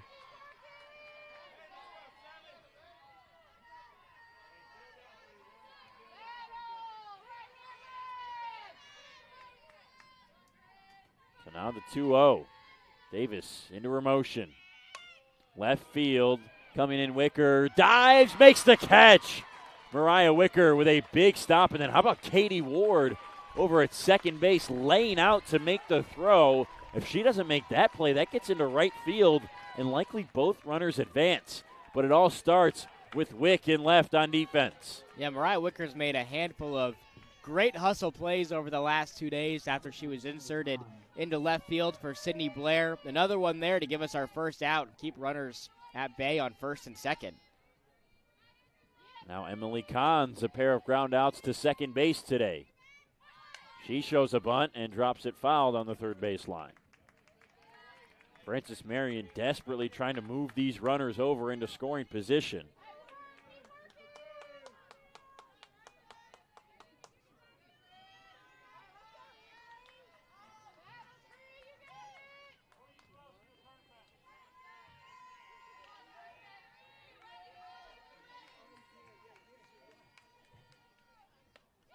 Swing and a miss. Davis now ahead 0-2. She's done that very well all game long, getting ahead in these counts, and Patriots have battled back a couple of times here. Kristen Davis trying to close this batter out.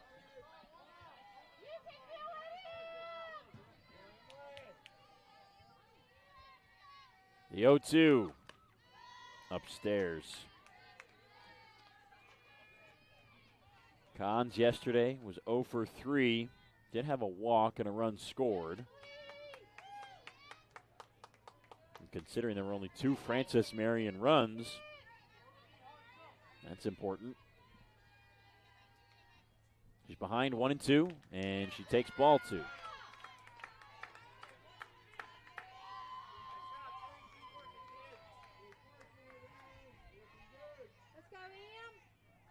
Defense playing relatively straight up. The center fielder, Parker, shaded to left center just a little bit against this lefty in Cons. And ball 3 on the outside, says Dwayne Shoemate. From 0-2 to 3-2. Been quite a while since we've seen a strikeout from either side in the squad. Davis could use one here with 2 runners on. Her last came in the 4th. That was the first out of the 4th inning. She's got 3 in total today. 2 on, 1 out, and the payoff. Fly ball to second base. Well up in the air on the pop-up. And Katie Ward makes the catch. So yet again, Kristen Davis allows 2 singles, 1 to center field and a bunt single from Cuthbertson to start the inning. And then fly out, pop out, and she's now 1 out away from getting out of it. But it won't be easy against Taylor Watford. Yeah, one of the best bats in Division II softball. This will be a big out here if Kristen Davis is able to get it. Watford with a single today. She's 1 for 2.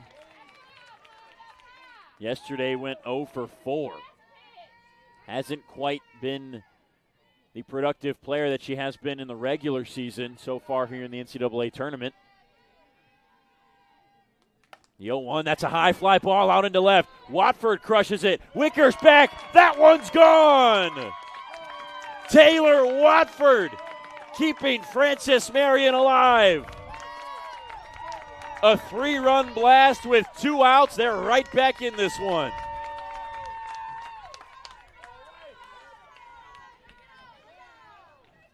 And doing this with 2 outs up on the board, too.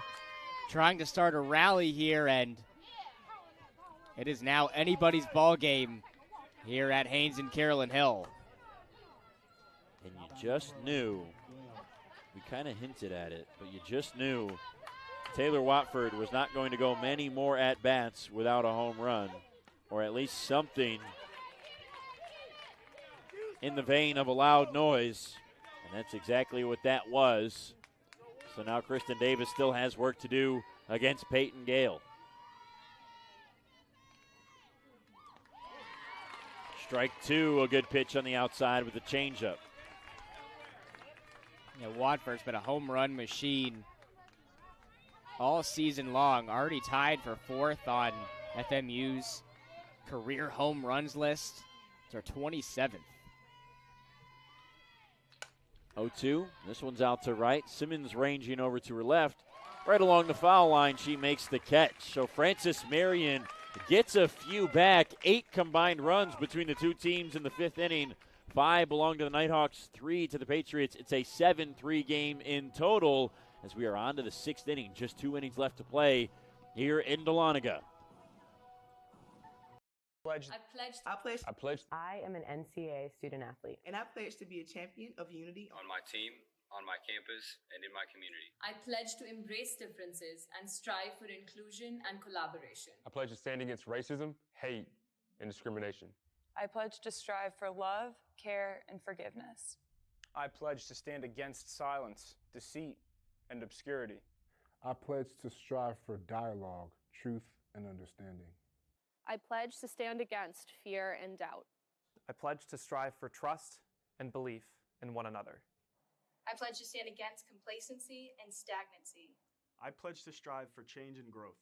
I commit to supporting my fellow student athletes in all circumstances that impact them. I commit to both choosing unity personally and encouraging it for all. I pledge these things because we are stronger together. United as one.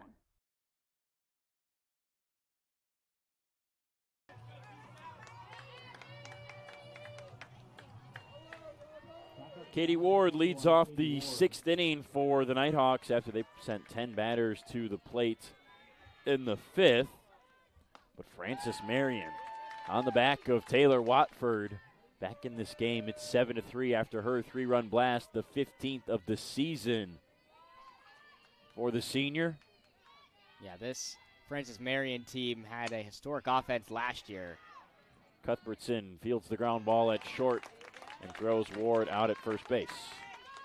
And this year, even though they've lost 5 starters, they really haven't taken a step back when it comes to the bat. Still one of the best teams in the country when it comes to scoring, and that 3-run blast, a big one from Watford. With the home run ability of this team, it's still anybody's ball game. Blair pounded a double last inning.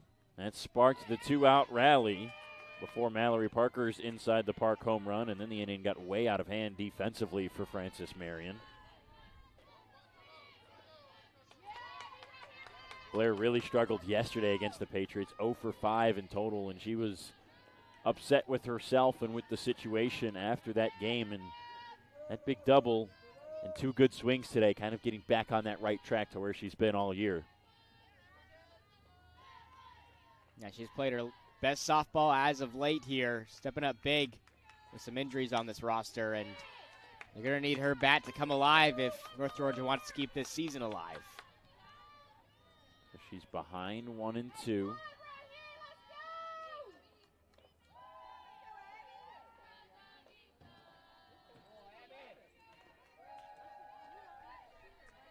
Williams, the relief pitcher for Alyssa Poston, in there. Nice pick at third by Madeline White on one hop, but the throw is not caught by Taylor Watford. That's 4 errors today by Francis Marion, all of them since the 5th inning. That's an unfortunate break there for Francis Marion after a great play at third by White. Patriots couldn't finish it off, and just like that, a runner is on first for North Georgia and Mallory Parker. The throw was a little bit low from White, but that's a play that has to be made by Watford over at first base, especially considering the circumstances of what part of the order North Georgia's in. Mallory Parker's been dominating today. She's now up with a runner on. Yeah, 2 hits for Mallory Parker, 2 home runs for number 2. She's been dominating today. Good stop by Smallwood to save Blair from moving up to second. It's 1-1 on Parker. Quick update from Southeast Region 1, top of the 4th between Wingate and Lenore Ryan. Those two teams still tied at 0. Wingate the away team, the host but away team, similar to this situation here at North Georgia, batting right now in the top of the 4th. And both of these Southeast Regional matchups, top 25 matchups. Lots of talent on display today. Lenore Ryan, number 22 in the country. Francis Marion, 18. Nighthawks 8, Wingate 7. The top 4 seeds in the Southeast region as Parker pushes one the other way, foul, 2-2. A lot of Nighthawk fans listening, probably curious about the other regionals going on today. 3 regional finals finishing up, hosted by the University of North Georgia today. 2 in Dahlonega, 1 in Gainesville at Chattahoochee Golf Club for the men's golf program, the South-Southeast Regional. The Nighthawks, after 36 holes there, as Parker's another foul ball line to left. After 36 holes at Chattahoochee Golf Club, Nighthawks in front of the field by 6 shots. All 5 Nighthawk golfers finished in the top 17 after the first 2 rounds. 4 of them in the top 12. Will Chambliss and Jack Vioita, 3rd and 4th respectively on the individual leaderboard. Nighthawks up 6 shots over second place Coker, one of just 3 teams to go under par at -12 in the first 2 rounds. Parker to short, Blair's off the bag at first. It's a double play. The error puts Blair on base, but then the double play gets Francis Marion out of the inning. So it's all a wash in the 6th as 4 batters come to the plate. Nothing more happens on the scoreboard. Francis Marion still trying to mount a comeback, down by 4 runs, batting in the 6th inning. After these words on the Nighthawk Sports Network. To them, the whole world looks like an opportunity, one to be seized. built upon, and made better for their sport and the people around it. To student athletes, every opportunity is a chance to change what could be and show the world what opportunity can do.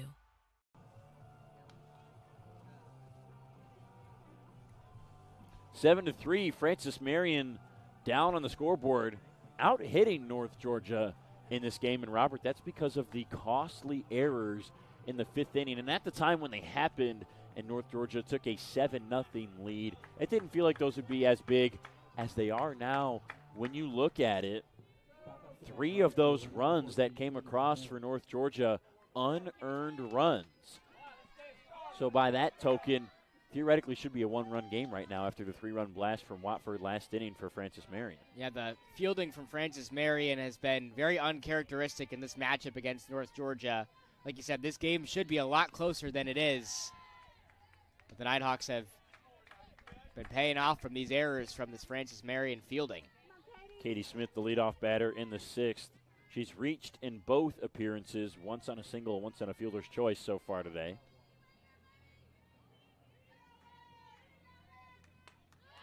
Half cut, 0-2 on the sliding pitch away from Davis. So we talked about the University of North Georgia and the Southeast Regionals they're hosting. Men's golf, #1 team in the country, in first place in the Southeast Regional. Today's the final 18 holes in that tournament, as the top 5 will advance to the national championships in Orlando. Women's golf, #3 team in the country, hosting the Southeast Region 1 tournament. They've got to win 1 match against Columbus State. The Nighthawk women's tennis team 22-1 on the year, but their only loss this year came to Columbus State back in the regular season. They lost the doubles point. That's going up at the UNG Tennis Complex at Yahula Creek Park, about a short 6-minute drive up the hill from here at Haynes and Carolyn Hill Stadium. Nighthawks lost the doubles point, but got a singles win in 5 and 6 from Svetlana Tedorina and Valentina Askeruns to now lead 2-1 in that match. Fly ball to right field is caught by Simmons on the run for the first out. Yeah, it's been a historic season this year for UNG's women's tennis team. Like you said, only loss this year coming at the hands of Columbus State. It's really been their kryptonite for the entire, last 30 matchups that they've been in. North Georgia's, I think, only 3-27 against Columbus State. So if they're able to secure this win against the Cougars and a big spot in the regionals, it's going to be a big, big momentum boost for them trying to secure a spot in the national championships in Orlando. Michaela Goss at the plate, a walk and a strikeout so far today. 22 matches in program history between Columbus State and North Georgia for women's tennis. The Nighthawks 2-20 against them, but 2-3 in the last 5.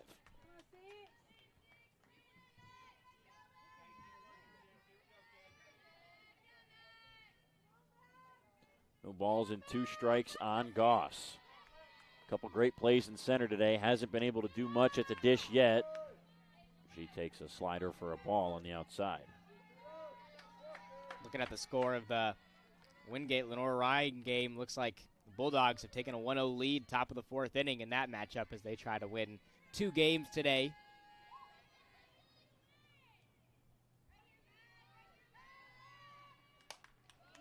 Slice to the right side. No play for Mary Seal Brumby, who was racing over towards it.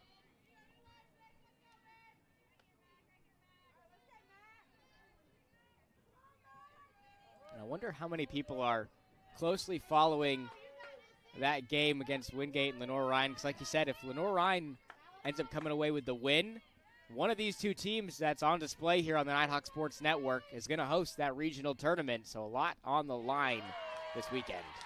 Strike 3 called. Goss can't believe it. She goes down via the K for the 2nd time of the day. That's the 4th strikeout for Davis. Her first since the 4th inning.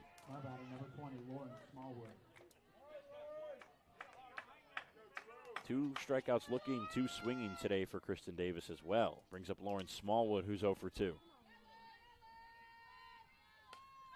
But yeah, Robert, I would imagine many are watching that score as a former South Atlantic Conference Sports Information Director. I do know the ins and outs of their broadcast. That's on Flow Sports, which requires a subscription to watch. So I doubt many people are flipping back and forth between us and them, but keeping an eye on it, which is why we love to help update. And as Robert mentioned just a few minutes ago, in the fourth inning there, Wingate leads 1-0 over Lenore-Rhine as the away team. But, yeah, I'm sure that's big on the minds of everybody at home, everybody here as well, because like you mentioned, should Lenore-Rhine win, one of these two teams is hosting a super regional.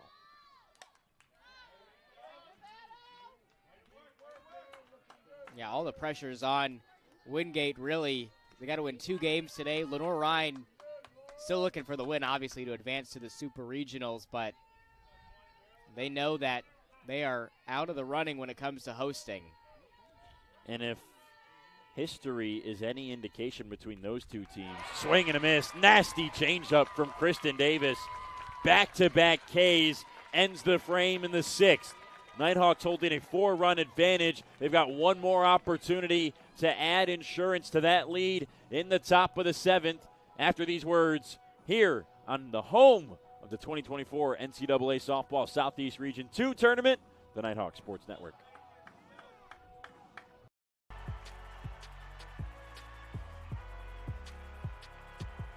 Number 32, Kyle Hornsby. Inside the 30. Touchdown. Michaela Burgess. An incredible finish by Hall. The NCAA and its member schools offer nearly 500,000 college athletes a path to go pro in something other than sports. Learn more at ncaa.org.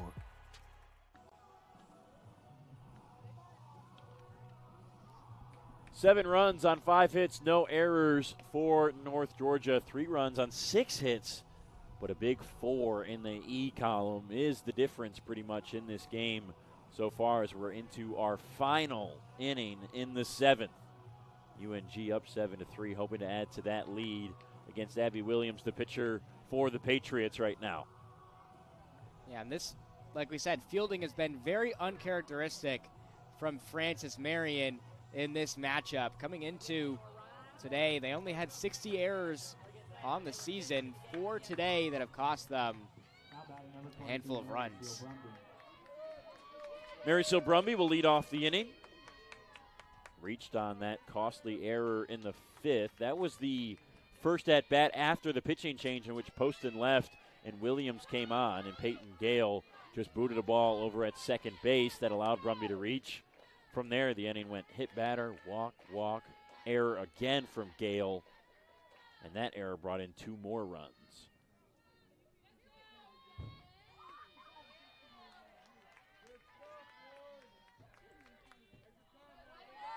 Two 2-0 on Brumby. Another player who's playing some of their best softball as of late, Brumby, coming into the starting lineup after Sophie Mooney went down with her hamstring injuries. She's been great recently. Pounds that one foul off of her own foot.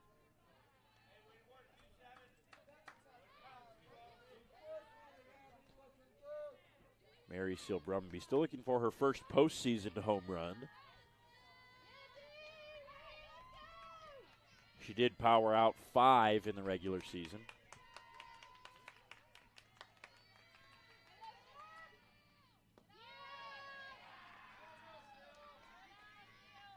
We mentioned this yesterday. Brumby having to sit behind both Sophie Mooney and Olivia Sinkfield last year at first base. Was able to get some run this year, like we said, after Mooney went down, and she has been up to the task. She works a walk here. Second time Brumby has been on. Brings up Madison Simmons, and it looks like Mike Davenport is going to pinch run for Brumby.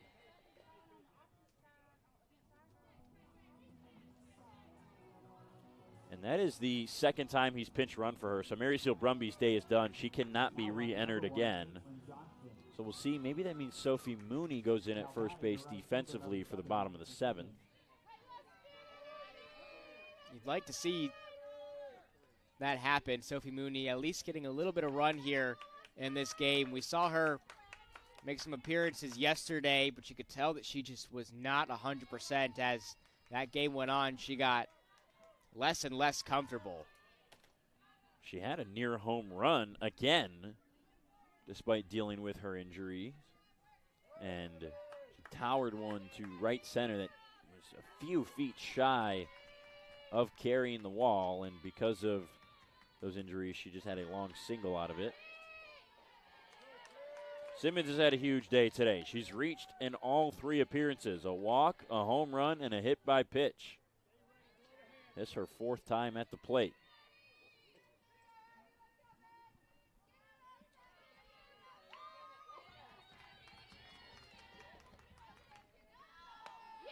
She takes an inside strike. Looks like she's got a new wrap on her right hand as well. Got upgraded after the home run. She got a promotion. Hey, well deserved. The 1-2. Fought off foul. Yeah, after her walk in the second, she slid into second base on a ground ball from Riley Moody on the infield. And she popped up and was immediately reaching down for her right hand. Athletic trainer Riley Shimon put a black wrap on it. That wrap has now been upgraded to a black and white wrap with white tape. Slider away, 2-2.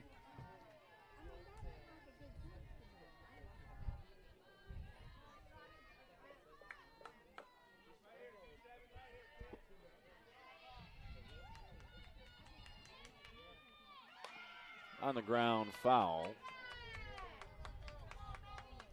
Just realizing we didn't mention it. It's Caitlin Johnson, the freshman, a pinch runner over at first base for Mary Seal Brumby. She pinch ran yesterday as well for Mallory Parker.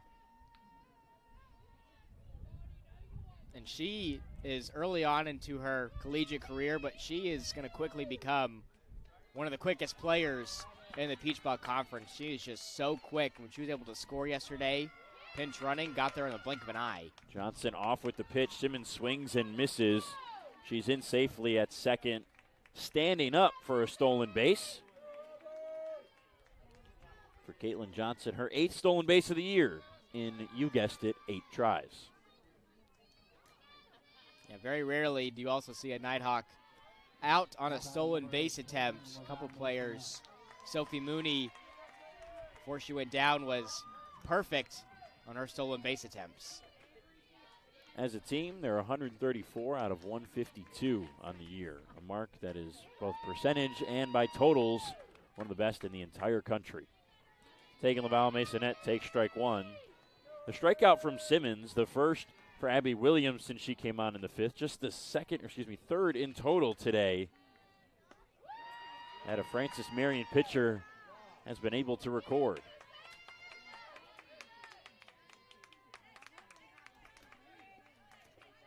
Now Williams 1 pitch away from back-to-back Ks. 0-2 on the redshirt freshman.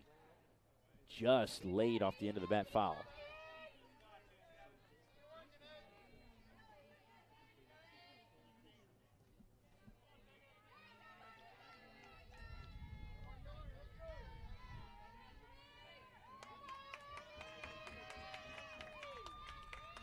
Oh, 2 again.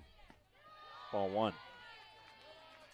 And Coach Davenport's got 2 young players out there getting run in a big spot here. A winner-go-home game.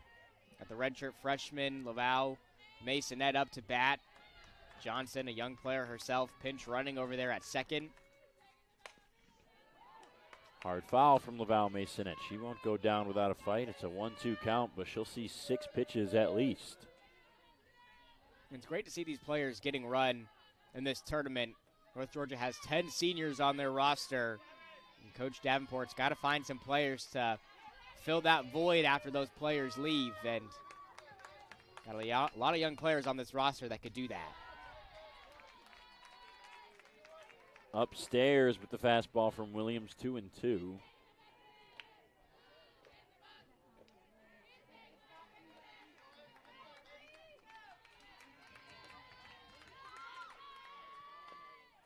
And another one from Laval Masonette. Boy, she does not want to go down, huh? Yeah, these at-bats for some of these Nighthawks have been quite long. There's another one from Laval Masonette. Trying to get on first for Riley Moody. 2-2 to third. Johnson will try to head over to third base. White did everything she could to hold the runner, waited as long as possible before throwing to first, but Laval Masonette has good enough speed that she forced an early throw, and Caitlin Johnson now 60 feet away from scoring with Riley Moody stepping up.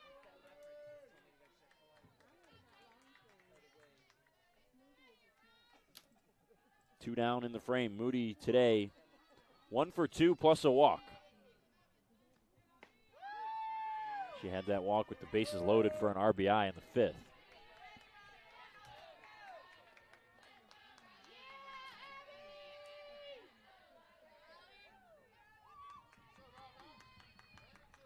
The 0-1. Just barely caught a piece of it to get it up above the stands and foul.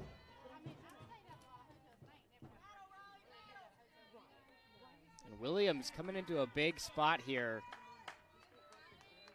She's only allowed 3 runs from the Nighthawks. But like you said, all of those runs have not been earned.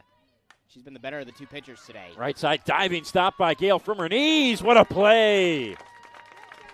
Peyton Gale saves a run, and that's a big spot to keep it at a 4-run game.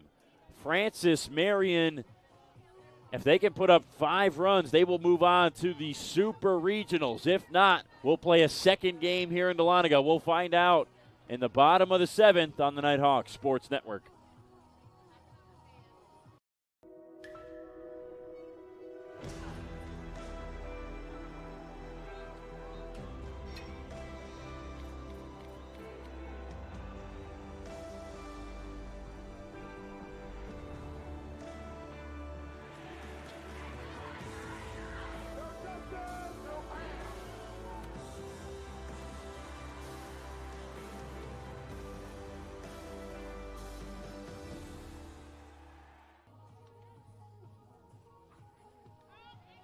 Nighthawks got things started in this game with a Mallory Parker 2-out solo blast in the first inning.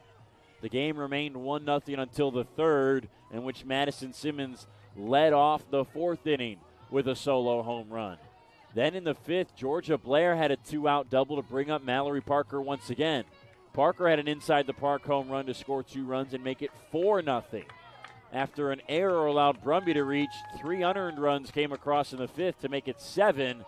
And then Taylor Watford for Francis Marion blasted a 2-out, 3-run shot to left field in the fifth to bring us to where we are now. Both teams scoreless since the 5th inning, and it's the last chance for Francis Marion here in the bottom of the 7th to try to win the Southeast Region 2 tournament and move on to the regional championship in the Supers next weekend against either Wingate or Lenore Rhine. This is such a huge spot for North Georgia, not only to force a second game and keep their season alive. We saw last weekend against Columbus State, Nighthawks were up 4 runs over Columbus State in the 7th inning. Cougars were able to mount a comeback. Nighthawks couldn't close that game out. They're going to need to close this one out to keep this season going. There is ball 1 down, says Dwayne Shoemate. Kristen Davis, the starter for the Nighthawks. Back-to-back strikeouts to end the 6th. She's out there in the 7th. It is the 8, 9, and 1 hitter scheduled for FMU to try to make the comeback.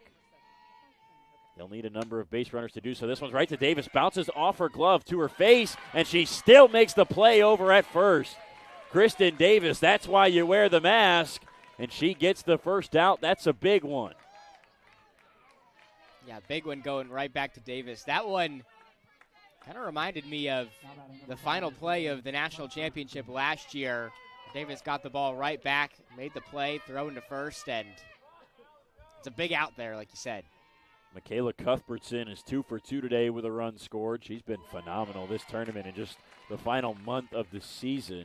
We mentioned it yesterday going into that game to open day 2. 5 home runs in the last 8 games going into yesterday and 3 in the last 3. Hasn't had any since. She's been a very good hitter today. This one's to short. It's off the glove of Davis, redirecting away from Riley Moody, who was charging up the middle to make the play. And yet again, Michaela Cuthbertson has an infield single. She's 3 for 3, 2 of them haven't left the infield dirt. You're right on cue. This has been such a great tournament run for her, and just keeping her season alive here for Francis Marion as they try to get out of this first game and send the Nighthawks home. Madeline White has batted twice now with Michaela Cuthbertson and all of her speed on base and less than 2 outs. Both of those times she's recorded an out. She's 0 for 3 in total. This one's through on the right side. That is no more. Wicker picks it up. The throw to third. Cuthbertson's way dead out. Michaela Cuthbertson over aggressive, and Wicker cuts her down from right. Wow, what a play there from Mariah Wicker, who quietly shifted over to right field. We never got a chance to set the defense with the substitutions. It's Caitlin Johnson in left. Wicker goes from left to right. Chloe Poss has come in at first base. There's now a conversation between our 3 umpires. Stacy Valley contesting the call, and it doesn't matter. Cuthbertson is out. That's out number 2. Wow, a huge play there by Mariah Wicker, who we said has made some great plays in the outfield. Gets shifted over to right, makes a big play connecting with Gracie Mixon. And huge credit to Gracie Mixon. She comes 10 feet off of the third base bag to beat that throw up the line towards second base, grab it, and tag Cuthbertson out in time. And now it's down to the last out with Emily Kahns. That is a massive play in this game. Kahns could have represented the 6th possible run at the plate. Instead, a home run here only makes it a 2-run game. They still need a couple base runners. Blair's going to throw it on to second. It gets out into center field. Everybody take a breath. White back in safely to the bag.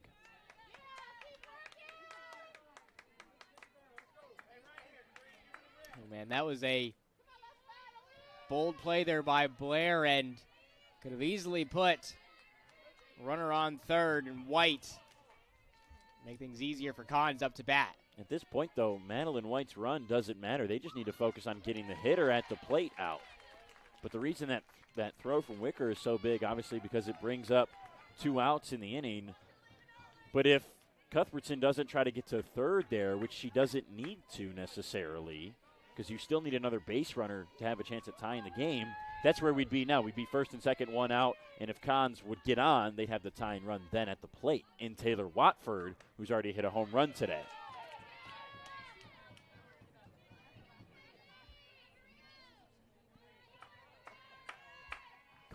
Costly decision from Michaela Cuthbertson.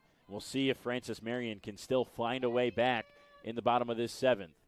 It is 3-1 the count, as Kahns asking for clarification from Dwayne Shoemate. First base open for Davis. She'll get a strike anyways. Kahns said chuck the bat. She'll have to pick it up because it'll be a full count. Wow, huge play coming up here. Kahns was, ready to make a break for it to first, and now in a full count. Patriots down to their potential final strike here. Big spot for Kristen Davis. Nighthawks need a win to keep their season alive. Francis Marion makes a super regional appearance for the first time in 16 years if they can find a comeback here. The payoff to short and caught by Moody. Nighthawks survive. We've got more softball coming up in Dahlonega. Now the winner of Southeast Region 2 will be decided in a few minutes from now. UNG chants ringing out through Haynes and Carolyn Hill Stadium because the Nighthawks stave off elimination. And we've got an elimination game coming up between Francis Marion and North Georgia. The offense came to life in this one, Robert. Absolutely. Completely different game from what we saw from North Georgia in the first matchup against Francis Marion yesterday, plating 7 runs in this one. A couple of costly errors from Francis Marion may have been the deciding factor in this game, but the Nighthawks paying off with their hits. Only 5 hits in this one, but 7 runs up on the board, and the pressure is on. Winner go home here in about 30 minutes. Kristen Davis, 7 innings, 8 hits, 3 runs, just 1 walk, and 5 strikeouts. She was great again for this North Georgia team against Francis Marion. The Nighthawks find a way to get to the stellar starter in Alyssa Poston and move on to an elimination game. We'll give you an update as well that is very big in the Southeast Region 1 tournament. Lenore Ryan in the bottom of the 5th as the home team at Wingate has taken a 2-1 lead with 2 outs. So they're up over the Bulldogs. Should the Bears win that game, the winner of this next elimination game will host the Super Regional. We've got it for you in a few moments. You'll have to switch your broadcast to the second game on the Nighthawks Sports Network. Robert DiClemente and I will be right back. Nighthawks survive elimination. They win over Francis Marion 7-3 in game number 1 of the Southeast Region 2 final.